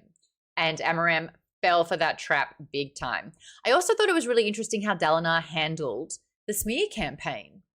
This is a guy who says, I'm a soldier, not a politician. I don't want to do these political games.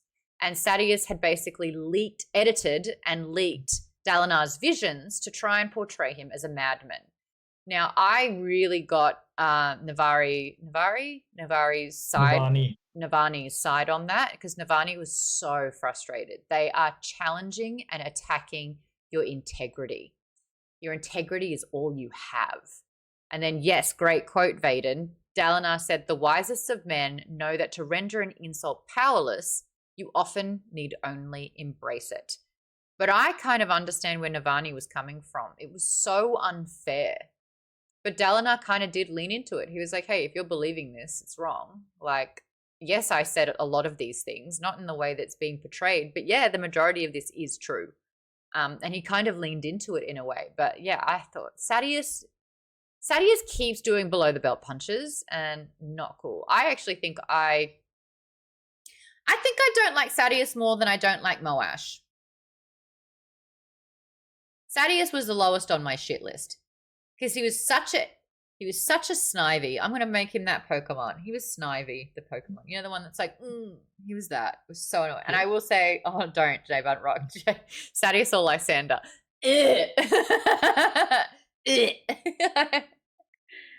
Well, the thing is, like with Moash, you could see his perspective, so you could empathize with him. Sadeas, even when you see his perspective, you can't. He's still shit. Empathize. He's still a piece of crap.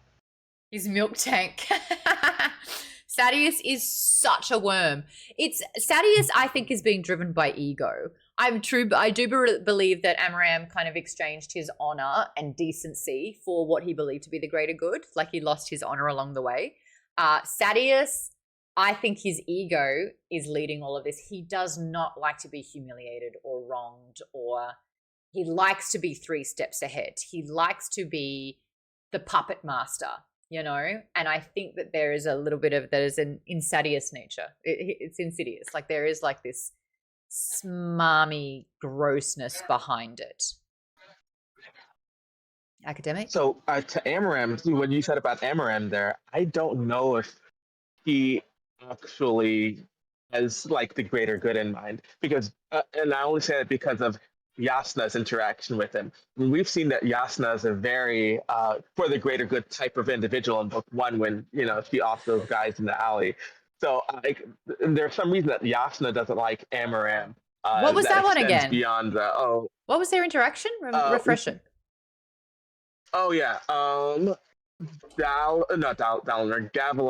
Yasna runs into Gavilar right in the beginning of the book, and Amaram is with him, and Yasna was not pleased with Amaram for some reason. Like I don't think it's really said for any. No, but Shallan in Yasna's notes reads that Yasna does not like Amaram.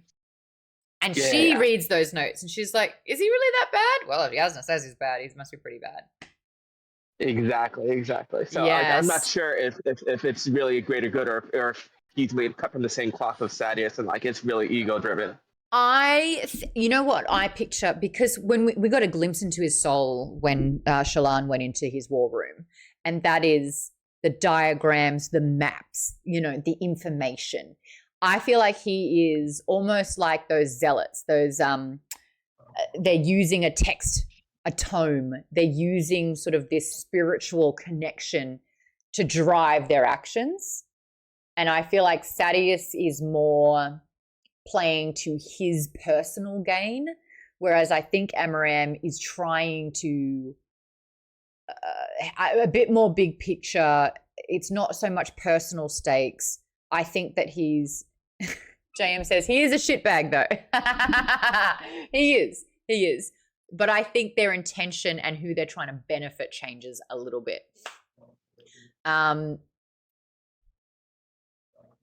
going through the comments here.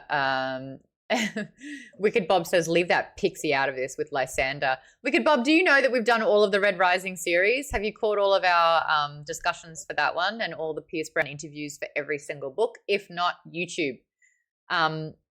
Kate says, even Amaram had more ideals than Sadeas, which I agree with. Warlander said he just wants to make Alethkar strong again. That was Sadeas's goal. Sadeas convinced himself that this was for Alethkar completely, but he wants control. Sadeas wants control and he wants to be at the top. So is it really Alethkar stronger, or is it his position within Alethkar stronger? Nick says, I was glad that Sadeas was taken out. His shenanigans would have only been a distraction, and now that the real plot has started, his shenanigans would have been a distraction now that the real plot has started.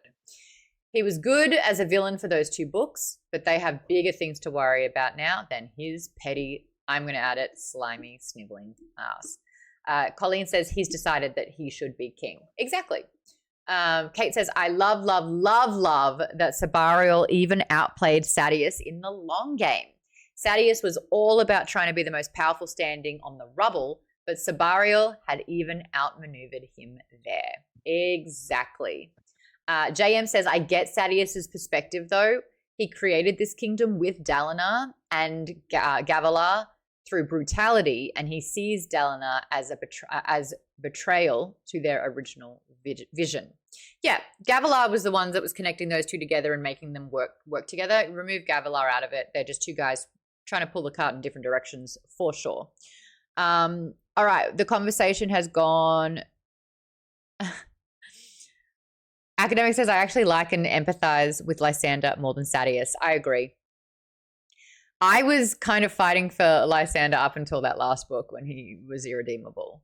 But there you go. Amaram is a light-eyed supremacist. He wants war and the return of the Voidbringers just to get superpowers. Yeah. Yes. Berkey says Sadeas is the simple, everyday kind of evil, the kind that distracts you from the deeper, insidious evil, because all he wants is power. The chat has moved into Yasna. She's alive. She was pretending to be dead. Did she hire the assassins to fake her death? And I only ask that because Wit brought it up. Wit brought up a different time with a different situations, or someone in a different interlude chapter said, oh, Yasna, has she faked her own death yet? That was literally mentioned. I remember listening to that and being like, oh my God. I wrote it in Fable. It was mentioned that Yasna was going to and had premeditated faking her own death. So that's why I wonder if she had kind of like tricked those assassins, if it was like an in-game. When the ship crashed, she teleported to the Shadesmar, and that's where she's been the whole time, says Kate. Yep, Yasnar has been steps ahead this whole time. She's been carving her way out. She knows where the pieces are going on the board. She has been predicting the movement, and she's showing up. She's just a couple of weeks too late. It took a little bit longer. Redleg says, holy shit, it's crazy. I'm reading this now. Your algorithm is working with you. We are going full spoilers, though. Because we spent the whole month reading this book. Adrian, by the way, thanks for following 12 minutes ago. And MJ Hits Minecraft Snipes, thank you for following 15 minutes ago. Sorry, we've been in the thick of this discussion. We've been chatting about it. So, she is alive. What do you think her relationship is with Wit is all about, or Hoyd? Interchangeable. Academic says, my girl, Yaz queen. JM says, okay, sure, why not? With my argument. Vanessa says, oh, I hope that she didn't get the assassins in for it because she really risked Shallan's life. Yeah, true. If she hired them, that's brutal. Weren't they murdering the crew of the ship? That's the thing. Were they murdering the crew? They were. Okay, then no. Yeah, I don't see the motivation. I don't think Yasna had. This was any part of her plan because she was terrified that night. Why was it said? Mentioned seeing her so stressed, so she knew something was coming, and it wasn't something that she had planned, but she was prepared for it. She had that line threw me off big time. It was a different person reflecting on Yaz going, oh, has she faked her own death yet? That for me was like, how far has this gone? She was stabbed. She fled to the Shadesmar, and once there realized she had an opportunity to study. See, again, this isn't, and I don't have FOMO, but James, you and I, like, are we the kind of people that would just chill in the Shadesmar? Like, away from all the action and where things are happening? Actually, maybe don't answer that. Maybe I just saw on your face how lovely that sounded. Well, actually, you're painting a good picture here. Did anyone... there is a deleted scene of Yasna in Shadesmar, which you can find online. JM, are you in our Discord yet? If you've got the link to that handy, I would love for you to post it in there, because I think we have a Stormlight Archive or a Words of Radiance chat at the moment, and I think everyone would love to get their hands on that. I would love to read that, actually. There you go, and it answered my other question before. What parts of Words of Radiance could get the chop? Apparently, there are deleted scenes. Apparently, there was even more of this. And what was the first thing I said? I said I wanted to read it. So that answers my question. Can anyone argue? You may take the stage. Can you argue a chapter that didn't need to happen? Darian said a lot of Shallan's flashbacks was unnecessary and could have been condensed. You didn't say that? Jay Buntrock, did you say that? James, did you say that? You said that. Who said that? Yeah, Shallan's backstory I thought could have been truncated or just skipped. I think we would have picked up on. That's right, James. Yep. Yeah. A lot of Shallan traveling to the Shattered Plains could be cut, says Nick. She went from one group to another. Also, a lot of her flashbacks could have been cut. All right, Nick, let's have a little bit of a chat about her traveling along the Shattered Plains. I think that enough happened in these instances that were building up Shallan with the projection of her lie to becoming a reality. When she first arrived to see Gaz with the carriage, the cart and the slaves, and she was like, I'm probably going to be next, you know, I'm a woman, I'm by myself, this is trouble, And so then like starts talking like a aristocrat almost. By the time she gets to the Shattered Plains, she has an entire, like a battalion of people. Like she's got her own mini army. She's got like 50 people in her army. And she's got 2 people who are waiting on her. Gaz and Valbath, another guy. Vala. And so she's like an esteemed lady in waiting almost. Like she's got this presence behind her. I think that couldn't have happened quickly. I think that there are several sort of like fumbles, steps, trepidation, trial and error. Even Tin seeing her and trying to train her up only to be betrayed by her, a lot of things were happening. Kate says, I disagree. Not surprising. I disagree. The fact that she was lying to herself about what happened with her mother and coming to terms with the lies and truth was essential with her and Patton. Oh, sorry, I'm with Maud. Oh, you are with me. I take it back. What is it that you disagree about? Shallan's chapters being cut. Got it. Academic says, I don't see how any of the present day POV Shallan chapters could be cut. Okay, so it was about condensing her backstory. And Kate says, don't do that. The fact that she was lying to herself about what happened with her mother and coming to terms with lies and truth was essential with her and Patton. And I'm with Maud. Yee. Thank you. I apologize, Kate. That journey to the Shattered Plains was part of her growth and coming into her own after leaving her family and then being alone without Yasna. What I talked about in part 2 was what was really interesting for Shallan in this moment. And it's using tropes in a lot of high fantasy. Yasna was her mentor. So usually when you discover a power, you have a mentor. They know everything. They know way more than you, and they're starting to teach you. And then they usually, inevitably, come to an early, untimely death. The examples that I used was sort of Dumbledore had this, Obi-Wan with Star Wars. Usually, yeah, they're like, hey, you're different, you're special, here's why, let me tell you how to harness your powers. And they are not even close to being ready before that the ability to be taught any further is snuffed out. And I think what we saw was Shallan recognize that she had to fake being Yasna until she didn't need Yasna. And I thought that her chapters were really, really great. And then by the time she's like in her Adolin scenes, oh my gosh, she's a whole new woman. By the time she's with her Kaladin scenes, can we talk about Shallan's mask and how she copes? Because Tin said that she wasn't broken. That's why she can't get through the tough shit. Kaladin called her on the same thing. This assumption. Look at you, Shallan. You're happy. You haven't been broken. You won't understand. And then Shallan saying, hold my goddamn beer. And that was her acknowledging her truth. She had to actually share her trauma. But what I thought was the most beautiful part about that was Kaladin noticing how she coped with that trauma and how genuine her smile could still be after having lived through that. Kaladin decided that his trauma meant that he could no longer have fun or smile or see the good in things or see the good in people. And he was rotting, I think, from his trauma and from his resentment and from his rage and from his vengeance. Whereas Shallan has done something else. And she has learnt to honestly become her best self because of her trauma and through her trauma, and in spite of her trauma. Darian, you've had your hand up. Oh, I was just gonna add to that. That those moments of Kaladin and Shallan in the chasm, those were my favorite parts of the book. I loved it. I loved those moments together. Yeah, and it's a bit of an enemies become lovers trope, which I will eat that for breakfast. But this disdain that they have for another, because it's like she is light and he is darkness, you know, like there's a beautiful opposites attracting kind of thing. But they had vulnerability and they let their walls down. What else did you love about it? Why did you love it? Oh, it was just like really, really good. Like Sanson, his character work was good.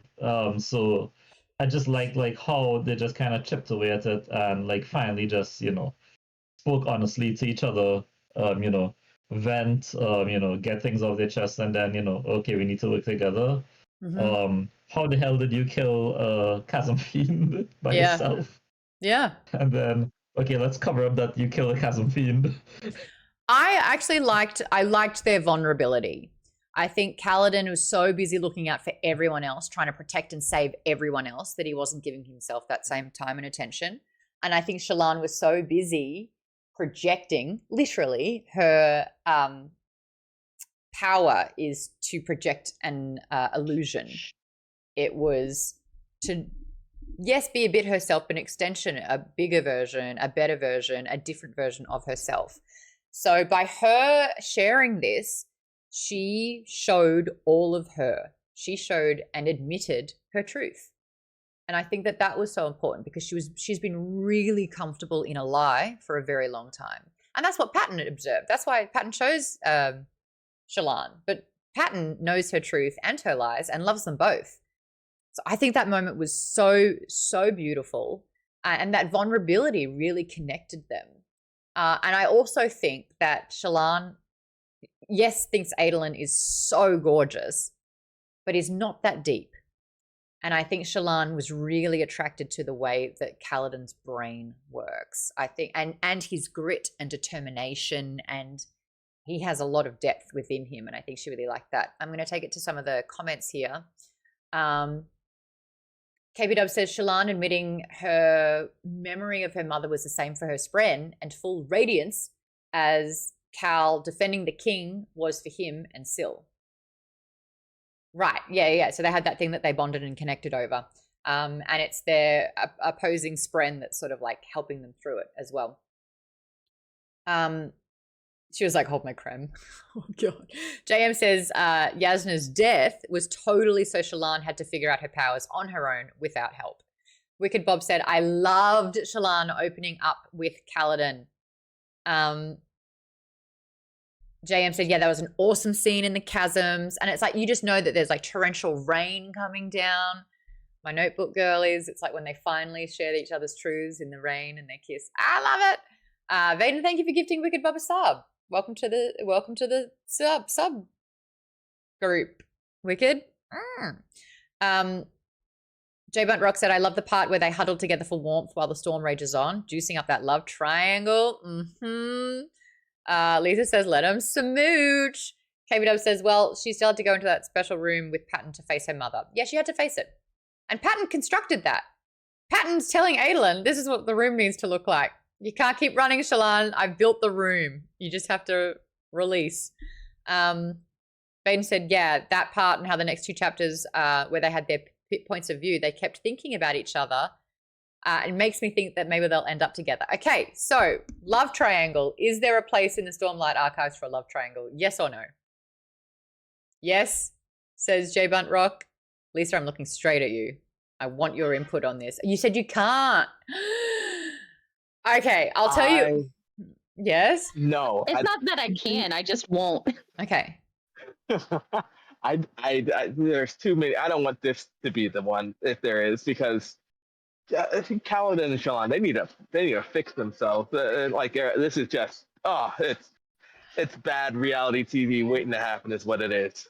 I think Adolin is starting to get an inferiority complex. I think that he's used to being the best in the dueling ring. I think he's used to being underestimated, but I also think that he's used to kind of making his presence very known. I wonder how long he's going to. So far, he's like really enamored by Shallan's progress. Oh my God, you're a Knight Radiant. You're one of them. You've got all these powers. You saved the day. You saved us all. There's a little crack that's forming there where I think he's going to be like, why is she going to be with me? What do I have to offer? She's so much better than me. I'm not even a part of this. And then his brother. Let's talk about Renarin. When do you think his powers manifested?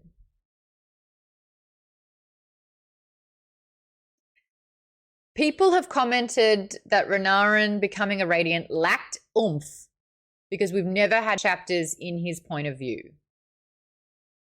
Do you agree? Did it pack a punch? Did you see it coming? Was it an oh shit moment or was it an okay moment? Well, there were like hints of it, like people noting that he was not wearing his glasses. And, that's right. Nick just said that. Yep. You just kind of infer it that something happened, but I feel like I don't know when he had it. I feel like the first kind of instance where it kind of hints that he might have already become a Radiant was in the fight with Adolin and Kaladin, because that's the first time they kind of showed him have any kind of reaction like to like the Spren and Hiranum scream. So I think it had to have happened like either then or right before then. Now he's a truth watcher. What was his catalyst moment? We know with Kaladin it was honor. Shallan it was lies. What do you think Renarin truth watching? Is he observant? Is he watching things happen? What is it about him that attracted a Spren and that decided to give him a truth watching ability? Because I don't know. I actually don't know. I think some of with Renarin, I mean, I'm still saying that he's on the spectrum. Mm-hmm. So we might not notice as many things about him because he's not as able to express what he's feeling and what's going on. And that's what Vanessa just said. Vanessa says Renarin getting powers felt a little like the neurodivergent person almost has magical powers trope. Yeah, but I think we'll find out more as it goes on. Mm-hmm, mm-hmm. Would you have liked a POV from Renarin at this point? Jaden says yes. Oh, yeah. Yeah. It would mean another chapter in this book. Good point. Good point. Look, if we scour the internet, it probably exists. See you later, Susie. I hope you have a great one. Kate says, look, it may not be that. It may be more that he has epilepsy and then he was seeing this other stuff. And I thought it was, just because he was crazy. Other people dismissed him as crazy, so he just believed it to be so. I like that. I like that having sort of seizures or fits could actually have been a form of a vision, a seer. I like that.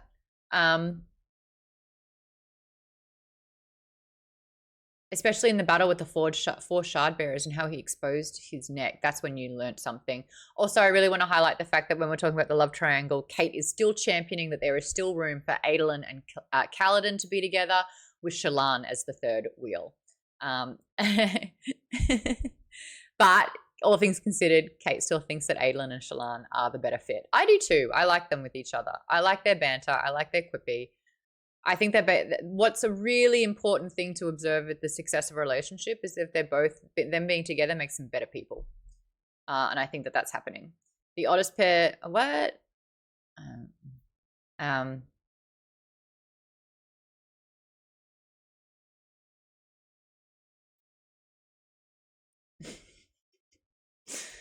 Except Kaladin, who's more like a high school quarterback. Oh, that's funny. When is it for Kaladin? I'm gonna contest that. He's a sad boy. I don't know if he's not like neurodivergent there. Like, yeah, there's some brain chemistry there, right? With who? Sorry. With Kaladin or with Renarin? With Kaladin, yeah. Kaladin's not neurodivergent. He's just sad. Kaladin has a chip. PTSD. Yeah. I mean, think of what he's been through. I think a lot of this can be PTSD.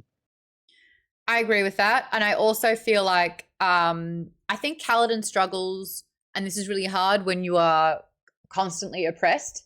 I think Kaladin struggles with being a victim, and his solution is to kill the oppressor or to resent the oppressor or to fight, I think, against it. And I think there's a way to be effective and then there's a way to not. And he's been struggling with that. But I understand. And I think Dalinar kind of gets it too. He's like, son, you have a lot of anger. Like, you have a lot of anger inside of you. Like, you are mad.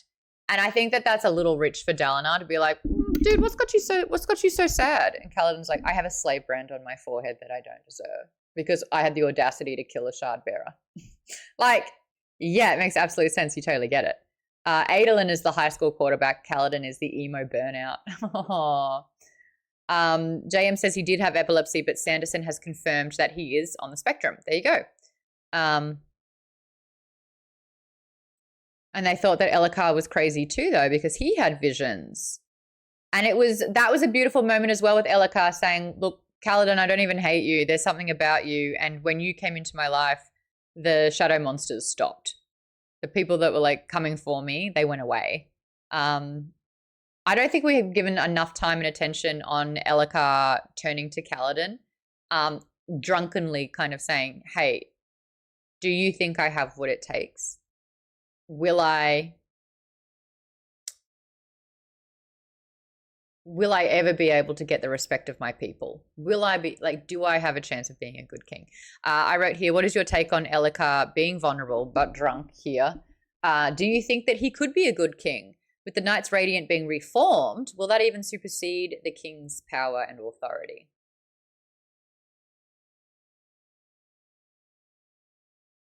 What's your out-the-box theory, KP Dubs?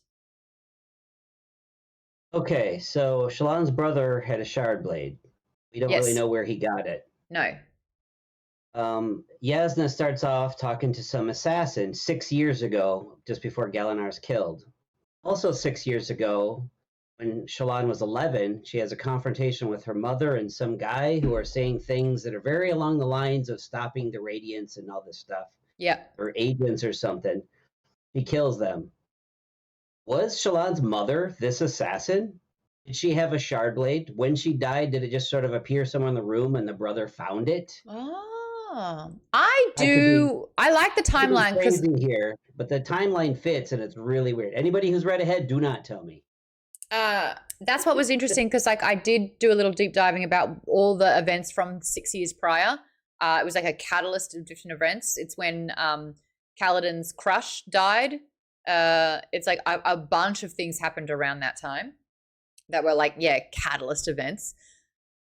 I interpreted Shallan's mother as being afraid that she was a Knights Radiant, that she had these powers, that she had to kind of like kill the thing that she didn't understand. I didn't think it was like, I would have assumed that that assassin 6 years ago hired by Yasna would have taken her daughter as like a protege. Like, yes, you've got what I've got. Like, let's take over the world together. It felt like her and her new partner, new lover, whatever, were buying into the magic is bad bullshit and felt that their daughter was a threat and had to kill her. That was the only answer, is to kill what they didn't understand. But what does everyone else think about that?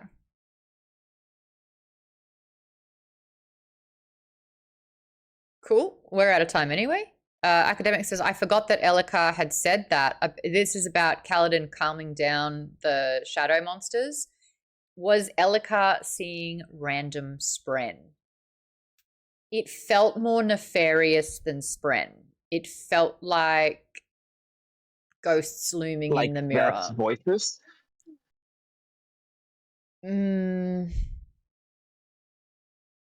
Anyone else got a read on that? Like, he just called them the shadow monsters that would like lurk in the mirror.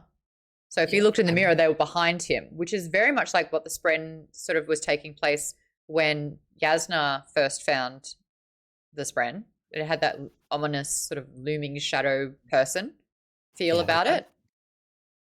Yeah, my interpretation was that he was seeing the creatures from the Shadesmar. Like, I don't know if that's actually true, but that's what my idea was. If I remember happening, they started talking about it when Shallan started seeing them as well. So that's why I got the connection. But I was thinking it was like the Voidbringer spring type of thing. Okay. But I really don't know. Scrying on the king. Also, the spren show up in different ways. Patterns are cryptic, which kind of like looks like a pattern-esque blob. Syl looks like Tinkerbell. Windle, who is Lift's spren, what does he look like? What did he look like? He's like a vine. Yeah, he was like fauna-esque type, flora, like creating vines to climb on, growing. We do know that darkness and shadow is a type of spren and power. Nail is trying to recruit Zeth, who tried to die now that he's been severed from his oath, etc., etc. And there was like Stormlight looked like dark smoke. Is this a particular spren that Elika is linked to? Windle is a cultivation spren, plant vibes. Thanks, Darren. Windle is a face made of vines. There you go. Pianki says that is a lot like what Shallan was experiencing, always showing up in her drawings back in book 1. Yes, that's right. The dark shadow form. Yeah, I think it's that. So you're right. I think that Elika can see spren. So why what is the opposite of honor? Is that what was looming? And with Kaladin there, the honor was the thing that scared those Spren away because it was the opposite? Huh. Now that the Knights Radiant are being reformed, people are starting to untap their radiance. There's a few people, I believe, in Bridge 4 or the surrounding areas that are starting to glow. And one of them is Lopen. Now, I got a soft spot for Lopen. Not only does he have the best attitude, but Michael Kramer's voice that he does for him, he sounds Australian. Oh, good day, guys. Lopen here. I'm just having a good time. One arm. Let's go. His arm. Hey, Concho. Oh, what's up, Concho? His arm with the Stormlight that he now sees him inhale, he's so happy about this. He's a kid in a candy store. He's like, oh my God, it's happening for me. Everyone, bring a Stormlight. And he's like, this is going to be great. Oh, I'm going to stick someone to a wall. But his, I call it a lopped off arm because his name's Lopen. His arm starts reforming. So he's becoming whole again. Who else was glowing besides Lopen, says Nick. I missed that. A bunch of Bridge 4 glowed during the battle, says JM. Now, I find this to be really strange that Kaladin is a Windrunner and not a bondsmith, because Kaladin is also recruiting people to save, and it sounds like these are handpicked or chosen, or because Syl is there, Spren are being attracted to this group.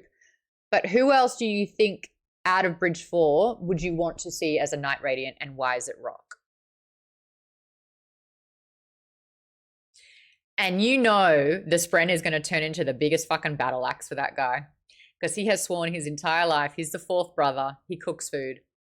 First brother fights, second brother fights, third one maybe builds carpentry and stuff. Fourth brother, he cooks food. Cooks a great stew. His shot blade is a pot spoon. Or a giant pot. This is gonna be a lot of fun. Giant ladle, like a ladle, and he's just scooping stuff at, like throwing mud and stuff at the enemy. That's going to be really interesting to see. At the end of the book, we get a diorama and all the information as if it's like records. Oh, it's such a pretty map. We love maps so much. It's the worst thing about listening to the books. It's just you can't see it. It is. You should be able to see them now. Like I think if you're on Audible, they have the PDF attachment and a little hamburger icon, and it shows all of the pictures. Oh, it's in a hamburger icon? You're going to have to show me that after the show. So in the Arcanum, the 10 essences and their historical associations, you've got, there it is, Jez, Nan, Kach, Vev, Pala, Shash, Batab, Kach, Kanat, and Ishi. And of course, there's the gemstones that apply to all of those, the essence, the body focus. Now, I was reading these and I was like, ooh, we've seen some of these already. Like wood, plants, and moss. Yeah, freaking Lift was getting vines so she could climb up walls. Okay, interesting. Quartz, glass, crystal. Where does that body focus? The eyes. Is that Renarin? Sight, I thought maybe. We haven't seen fire anywhere, have we? Or is Rock just like lighting these campfires and no one's asking questions? What the primary, secondary, and divine attributes are. Sapphire, translucent gas, air, protecting and leading. Kaladin. One is just and confident. Zeph. Brave and obedient. Who's brave and obedient? I would say Renarin. Like he'll do whatever he's ordered to do, and he's assuming trust people. But yeah. Okay, it could have manifested when he went onto the field with Adolin. Learned and giving. I mean, Lift went back to save the guy and brought him back to life, even though his throat was slit. And she didn't have to do that, and she didn't really know him that well. And there was like a pull saying, don't, just leave him. And she's like, nope. Lift is special because she can eat to get Stormlight and touch her Spren. She can climb Windle, says JM. That was really cool to see. Eating gave her Stormlight. She didn't have to suck in an actual Stormlight. And now we're learning that Stormlight is such a precious commodity. So does that mean that the Everstorm is going to be a continual flow of power? So it causes destruction, but it also gives life? Like, well, it depends. The storm is Odium Storm. It's the opposite. So it would it brings the Voidbringer friend. oh, so it's going to take all the Stormlight because it's not a high storm. Yeah, it doesn't infuse anything. Hi, Adrian. Well, it doesn't infuse this. Okay, interesting. Nick was saying that was curious with Lip. She gets Stormlight through eating, but Kaladin and Shallan absorb it. I wonder if there's a reason for the difference and if others will get it in different ways. Yeah, it definitely opened that door, didn't it? Because it's like we think that the only thing that we've seen is all there is. It's not true at all. Lisa says kind of like the Mistborn powers, eating to power up. High storms give light, the Everstorms may not. Void light. Okay. Who do we think is creative and honest? And don't say Maud, even though that's the answer. Creative and honest. Okay. Wise and careful. Dependable and resourceful. Resolute and a builder. Pious and guiding. I mean, they're all here. And then the 10 surges. It's all in the back of the book. I was like, oh, he's just giving us answers now. We just have to figure out who embodies the things that he's telling us about. Good night, Vanessa. Thank you for coming. We would never say Maud. Creative and honest is Shallan. Yeah. Well, no, she's not honest. She was literally the embodiment of the lies, Spren. Navani is creative and honest. Yeah, I like that one. Okay, food for thought. I guess the last poll that I would like to do here is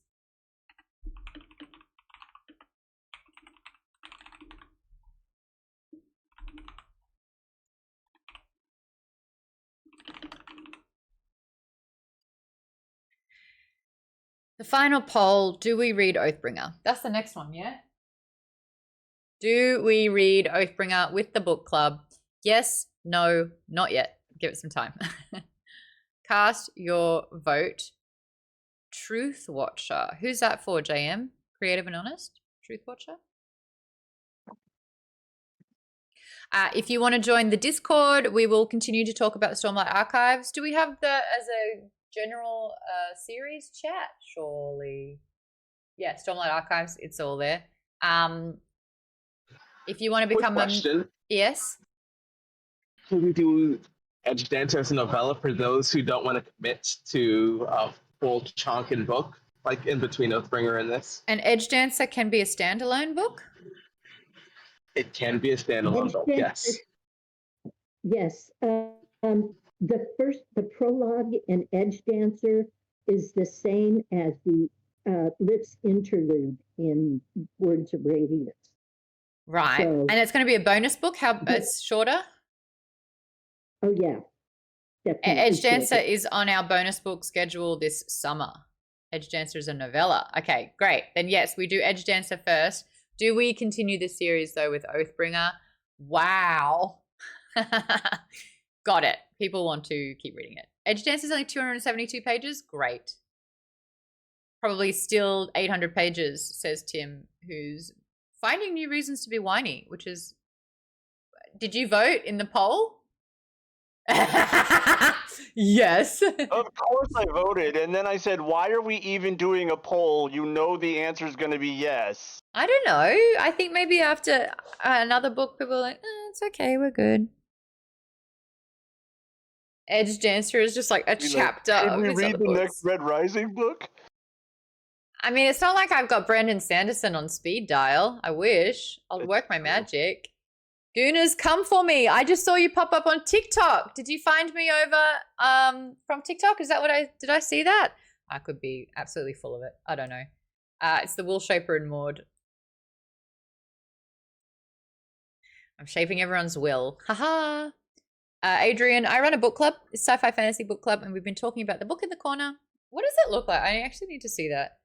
Can I see what the stream looks like on my TikTok? Because does it say that I'm live?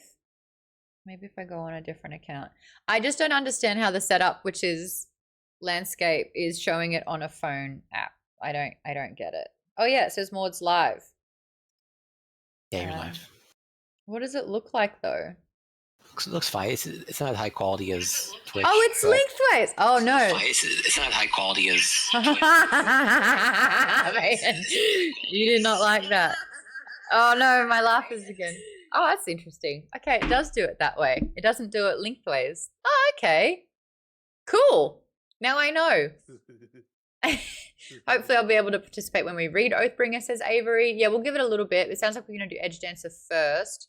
Edge Dancer in July, because I think April to June have been decided for the most part. Sanderson is so busy, you would need to have a pretty big clout / luck to get that interview. Bianchi, leave it with me. I'm going to ask. I'm going to try and make that happen. When are we doing the next Dungeon Crawler, Carl? Does Katie know him? Katie works at the same place, doesn't she? Really? I don't know him. My office did try to get him to come speak at a banquet, and it didn't work out. Good. So even working at the same university doesn't mean a lot. Cool. Okay. Are we doing the next Dungeon Crawler Carl in July? Yeah, I think that's it. I think that was the plan. It was Dungeon Crawler Carl and then Edge Dancer in July. Shoot. That means like August or September. September? August will be Oathbringer? He does YouTube interviews all the time. Do we do Warbreaker before Oathbringer? Do we? Thank you, Alexis.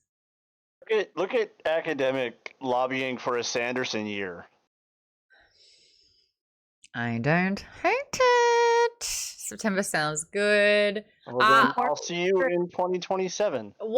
Maybe we can do it as a bonus book in one of the other months before it. What are the other books that we definitely want to tackle this year? We got a Thrawn trilogy. Yeah, we're doing Thrawn in May. June, June we're going to be doing V.E. Schwab's new lesbian vampire book, which I fucking can't wait. She's doing all the announcements for the audiobook narrators, and Julia Whelan's on that, who's fantastic. I'm so ready for that. I'd love to try and get Victoria back for that too. Jade City series, if we want to continue that, at least a trilogy, if we like the series. Avery says June is my month.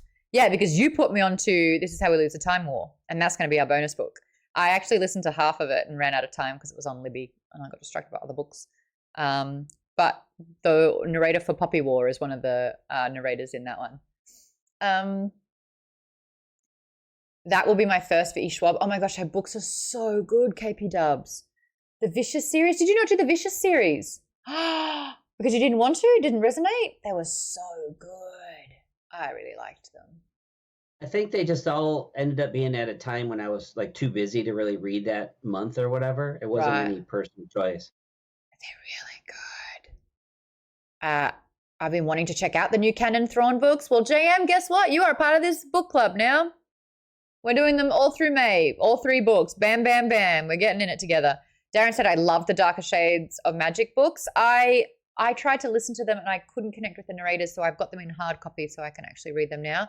Will the Many's pretty good, says JM. Yes, we were thinking about that one in that was a September or a November choice, I believe. We're doing that this year. Will of the Many, for sure. The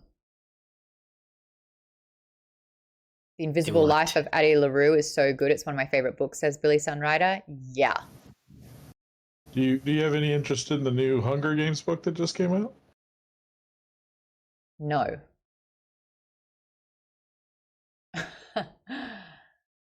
It will make you cry. Yeah, I don't know. There's something about that where it's just, I've been severed from, I read them back in 2011. 2011, 2010, 2010, 2011, something like that, whenever they came out. And I devoured them, don't get me wrong, but I think she's now milking a dead cow, personally. It just feels like a cash grab. Like all of the other Harry Potter movies, they're trying to make it something. The movies are trash. Cursed Child, the plays, I mean, I watched it. I couldn't finish the book. It's like you had a perfect series. Stop trying to expand upon it. Like Red Rising, you know? I have a feeling they're like, write 7 more books. Red Risen. Like, keep going. So I get it. She only writes when she has something to say. Does she have something good to say in this one though? You can talk to me.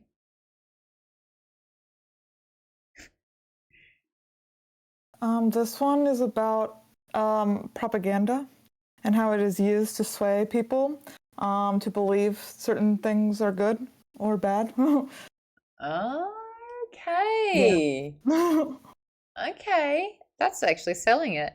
Kate says, I haven't read it, but the fantasy series, The Book That Wouldn't Burn by Mark Lawrence sounds good. I was just talking to someone about that today.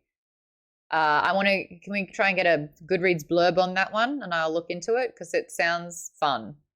Pianki says, I'm going to be listening to the new Hunger Games book sometime this year. She is making bank, says Lisa. Yep. Yep. Do we want to continue? What did you say, Vaden? Did we want to continue the Broken Earth series? Yeah, because we read the first one, fifth season. I know we did the same for Poppy War. I feel like Poppy War and Broken Earth were a bit similar for me personally, and that I would be okay with maybe doing one or the other, or it was like, hey, let's put this on everyone's radar, and if you like it, keep reading it. You're into. All right. Milking a dead cow, is that like a squirrel thing? No, you're trying to milk a dead cow? Is that not a saying? That's beating a dead horse. Beating a dead horse. No, milking a dead cow. There's nothing left to milk. The cow's dead. Even a blind squirrel nuts twice, Mom. Twice a day. Twice a day. Even a blind squirrel nuts twice a day. Oh my God. That's still so funny. Context, my friend said that as if it was an actual saying. You know what they say, Maud? Even a blind squirrel nuts, I can't say it without laughing. Even a blind squirrel nuts twice a day. Pianki says that the Harry Potter TV show that they're trying to do is going to be so bad. I agree. Somehow Spider-Man is the only thing that they can keep rebooting that still somehow stays good, even though Andrew Garfield's one didn't complete the trilogy. But like even that, like if they were going to do another spot, like stop. It wasn't that long ago. Or like Throne of Glass after the third one. Kate, no. That book was good for 7. That was Tower of Dawn. I'm co-reading that at the moment. No. I don't think it fell off at all. I think it was strong all the way through. Nick says, I think a Harry Potter series will be awesome eventually. It's just too soon. Just wait until like JK dies or something so she won't get any more money. Who wrote ejaculates? Lisa, what was the whole sentence with that? I'm scared. Kate said, even a blind squirrel ejaculates twice a day. Thank you, Kate. Thank you, Kate. I knew that message wouldn't go through, she says. Manon Blackbeak existing proves that statement wrong. We needed those further books. There you go, Wicked. I remember Poppy War more than I remember Broken Earth. Well, yeah, I'd actually love to know that. What was the preference, or were they the same? Tim, did you read Poppy War? You did. Did you read Broken Earth? I did. I really liked Poppy War. I don't think I read Broken Earth. That was probably before my time. No, it was after. We did Broken Earth after Poppy War. Yeah. I think it was a busy time for you, maybe. Remember it at all. So that's the series name. The name of the book we read was the first one was on the 5th season. 5th season. I did not read that one. I don't know why, but I didn't. Nick says I liked 5th season more than Poppy War. I think I liked Poppy more than 5th season. I would like to return to the. I know who was it? Was it Baz that read the whole Poppy War trilogy? Yeah, it was me, and I said I did like it too. Yeah, that's okay. Yeah. I read up to the second Poppy War book recently, and the second book is better. Okay. Avery Yeah. said, I finished the Broken Earth trilogy. I really enjoyed it. Darren said, I'd like to continue Poppy War. Vaden says, I really liked the 5th season, but I wasn't a big fan of Poppy War. KPW says, I liked 5th season more. Poppy War wasn't bad. It was just too heavy for me. Colleen says, I would like Broken Earth. Avery said, I still need to finish Poppy War. Snuff, welcome. Thank you so much for the follow. Welcome to Moore's Book Club. We're talking about series that we've already done and if we're going to continue. Oh, I'm still streaming. Guys, we can go. You can leave. I'm just still going. When are we coming back to the locked tombs? That fucking book. It was so confusing for my poor little brain. It just wasn't. And it was the narrator. And I feel terrible saying that, but it was like when a narrator doesn't work for your book, they could be saying everything and it's not going in. Avery says, I also need to continue. Your TBR, Avery. It's a wall. I gave up 10% through Gideon. My brain couldn't handle it. Yeah, you gotta be 12-hour night stream. Woo-hoo, welcome. I liked both, said Kate. I think that's what I was feeling. I feel like enough people liked it, but not enough people loved it to continue the series for both Poppy War and for 5th season. It was like, that was cool. Yeah, it seems fair. Possible. Because like Don says, hey Maud, how are you? I absolutely love your accent. I don't have an accent. We could try to hit an author we haven't done. We've done. I mean, I know we've obviously there's a lot set, but we've done Schwab, we've done Pierce Brown, we've done Sanderson, we've done all these. Let's find a new author.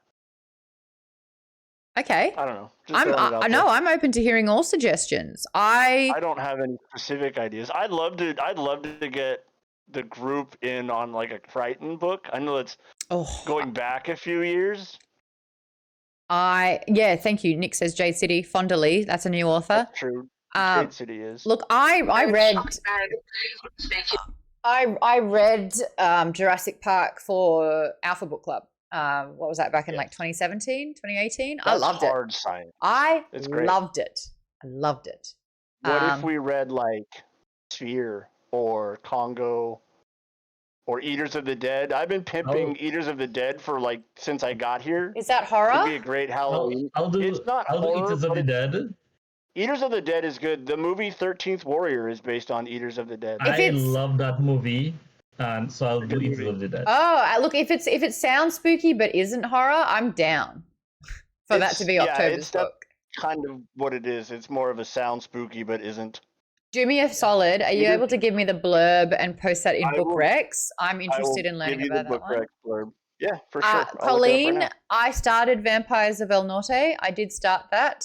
I will say there was a lot of Spanish in the audiobook, and I don't understand a lick of it. And so that was kind of a bit difficult for me. But I did want to read that. I did attempt it.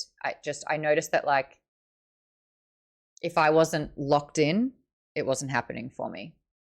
But Nick, you read that, you loved it? I think I would need to read it. Yeah. KBW says, we don't have to do every series. Some standalones is good as well. The problem with sci-fi fantasy is that, especially fantasy, a lot of them are series. And that is really hard. We don't have to complete all the series. We can start a series, especially Lisa, if they are all out. But we can start a series like we have with Poppy War and like we have with 5th season. And if you love it and it's on your radar, go. Great. More power. Mm-hmm. I do notice that when we get to book 5 of a series, it's really hard to bring new people in. And it's really hard to say, we're up to book 7 of Dungeon Crawler Carl. You have 4 days to catch up on 6 books. Just do it. Now, if I started listening to Dungeon Crawler Carl, I could get through 4 books in 6 days. I could devour it, but they're still really big books. We should do, The Swords of Kaigen. Lisa, that's on my list. I really want to read that, and I've heard very, very good things about it. Another series that I'm hearing really good things about sci-fi is, what's it called? everyone's been talking about it on lists. It's a sci-fi series. Parable of the Sower by Octavia Butler, says Nick. It's great, and I would love to do it together, but it might be a bit too real right now. Thank you for that. Thank you for the heads up on that. Like, reading 1984 when Trump was last elected, that was miserable. Miserable. Try reading it now. Yeah, right. It's getting even worse. Wiki Bob says we have not done the Night Angel trilogy. It's on my list. I would love to do that. I love the Night Angel trilogy. He was actually the first iteration of Geek Bomb Book Club, my last company, that was bigger, and then I just turned it into Moore's Book Club. I talked to Brent Weeks for like 2 hours on a live stream, and I could probably get him back again. I'd love to recommend Imaro. That's like really nice sword and sorcery type series. What's it called again? But it's like Imaro. Okay, give me a Goodreads blurb on that one. I'm interested. Project Hail Mary, we absolutely did that one. It is notoriously our best received, most liked book from the book club. That and Dungeon Crawler Carl are our two most popular books in book club. But that was a perfect standalone book, and we got Andy Weir on the show. Have you guys read Babel? And we read Babel. all the rest of Andy Weir's books. We sure did, and they're great. I'm always championing Scythe. Yes, Scythe's on the list. I think that's a series though, isn't it? 3-parter? It's a trilogy. I have it. It's on my TBR. Even though I Knew the End by C.L. Polk is a cute urban fantasy murder mystery novella. Oh, I like that. Can you get me the deets on that one? Pop it in Book Recs. We have not read Babel, Billy, but it is another one of R.F. Kuang's. Okay, good. What is the one that I'm thinking of that is a sci-fi that keeps getting blown up on TikTok for me? I will have a doom scroll tonight and likely remember it. Hey, Book Talk! Book Talk, what's the book I'm thinking of? Danny says I'm in the middle of narrating one of the Stormlight Archives book for graphic audio. Shut up! No way.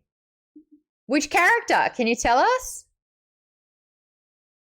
Which book are you up to doing the graphic audio version of it? How long is that going to take? Do you get paid by word? Per word. Ooh, the Silo series. Yes, Kate, I want to read that one too. I will put together a list of standalones for us to look at. Oh, one of the sci-fi books. First Law series. I've got them right here. Is that The Blade Itself, Before They're Hanged, and The Last Argument of Kings, J. Abercrombie? I want to read them. That's on there. Oh my gosh, you're doing Winds of Truth. You already did Dawn Shard. You're the narrator. Wow, that's awesome. Did you like what Michael Kramer did with the books? Did you use him as did you use him as inspiration, or were you excited to kind of bring more to it? I'm proud of how I phrased that. Danny, don't read the subtext of that, will you? I'm gonna tell you, I didn't need that kind of pressure. Well done. That's a great get. Good stuff. We need more robots and lasers. Did you guys ever do the Expanse books? We never did the Expanse, no. How many are in that series? I don't know, but I'm interested in those at some point. 9. There's a lot. They're kind of chunky too. Yeah, those are huge. There's a series I keep seeing every time I go to Barnes & Noble it's called Red Mars. It's by Kim Stanley Robinson. I didn't realize that it came out in like 1992, but it's about the terraforming Mars. Yeah, I heard about that as a kid. It's a trilogy. I don't know. It looks interesting. Bianchi said I stopped reading The Expanse. I mean, I've heard good things, but Silo is only like a trilogy, right? Colleen, you read the first Expanse book. Okay. We should probably wrap things up, huh? I'm still on. Malazan, something worth checking out. Anybody knows? What is it? Malazan does some big chunky fantasy series as well. But Malazan does some big chunky fantasy series. Actually read it. Okay. I've been enjoying the Silo TV series, but I've never read the books. I would always do more Blake Crouch. They're technically standalone. Actually, we've done 2 out of 3. I would do Blake Crouch. I would do Dark Matter again. I would do Dark Matter. I've been wanting to read that one. If we did it, I would definitely jump on that. I also really enjoyed Don't Let the Forest In by C.G. Drews. It's a YA dark academia gothic horror. How big is it? Is it small enough to be the bonus book? Yeah? That could be October sorted. The Dark Matter show is good. I haven't seen it yet, and I actually just got Apple TV to watch Severance, so maybe I could get started on that next. Joel Edgerton's in it.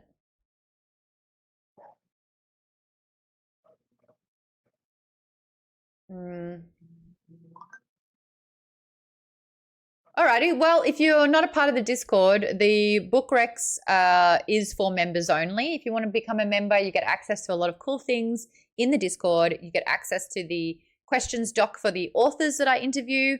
I've previously interviewed Pierce Brown, Andy Weir, Patrick Rothfuss, Martha Wells, who did the Murderbot series, V.E. Schwab, who did the Vicious series, and Invisible Life of Addie LaRue and The Darker Shade of Magic. I'd like to get Brandon Sanderson. Wouldn't that be fun? I'll get him. Toby said, Dark Matter lost me towards the end. Yeah, but Toby, I'll tell you what's really cool about Blake Crouch's books. The first third's always the best because it introduces the concept for the first time, right? It's the kind of sci-fi that's a little bit around the corner. Like realistically, in 50 years, this could be happening. Within 50 years, I reckon, easy. All these things are like, oh yeah, that makes sense. It could happen. The speed in which the science and the application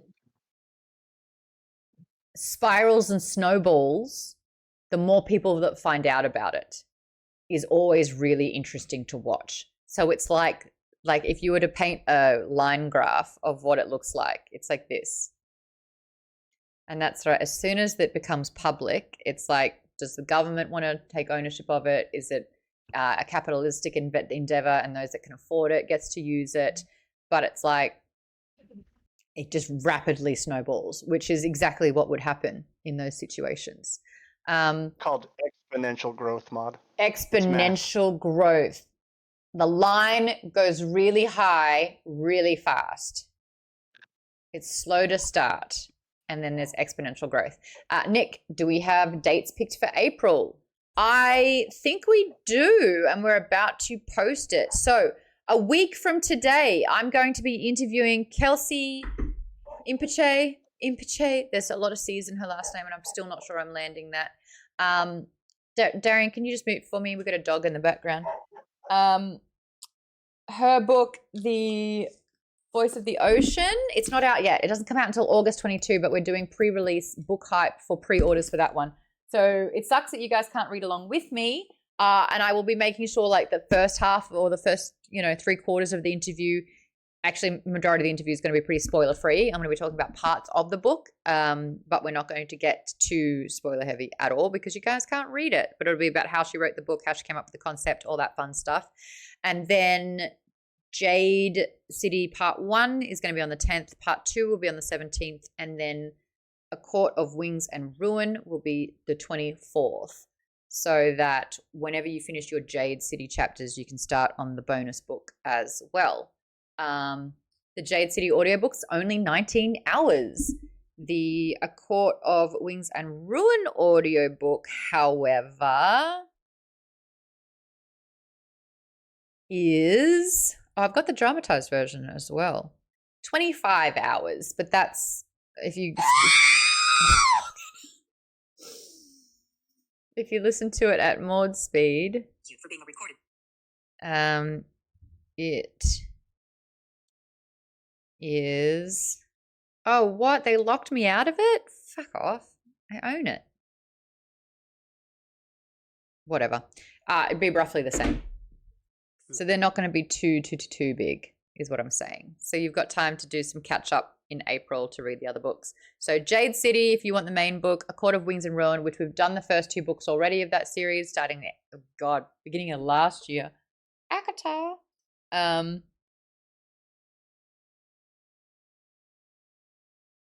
I love it so much, Lisa. I keep looking at it, and I've done so many meetings, and they're like, "What's that? What's MBC?" I'm like, "What's book club?" And these are all the books that we read in 2024. I'm like, wow. Johnny says, "I love your accent. Is it natural?" No, I bred it in a lab. But it's ethically made. I don't know why I can't answer questions like that normally. Australia. How are things down under? Good use of it. Okay, everyone, I think that's time. Do we want to raid into someone?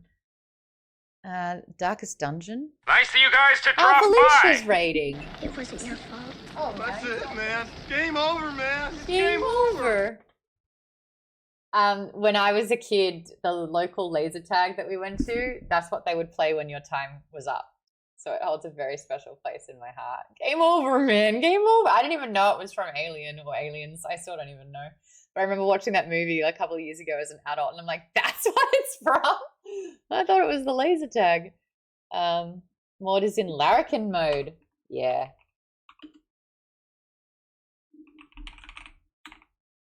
She's raided into me before, so I'm going to raid into Felicia Day.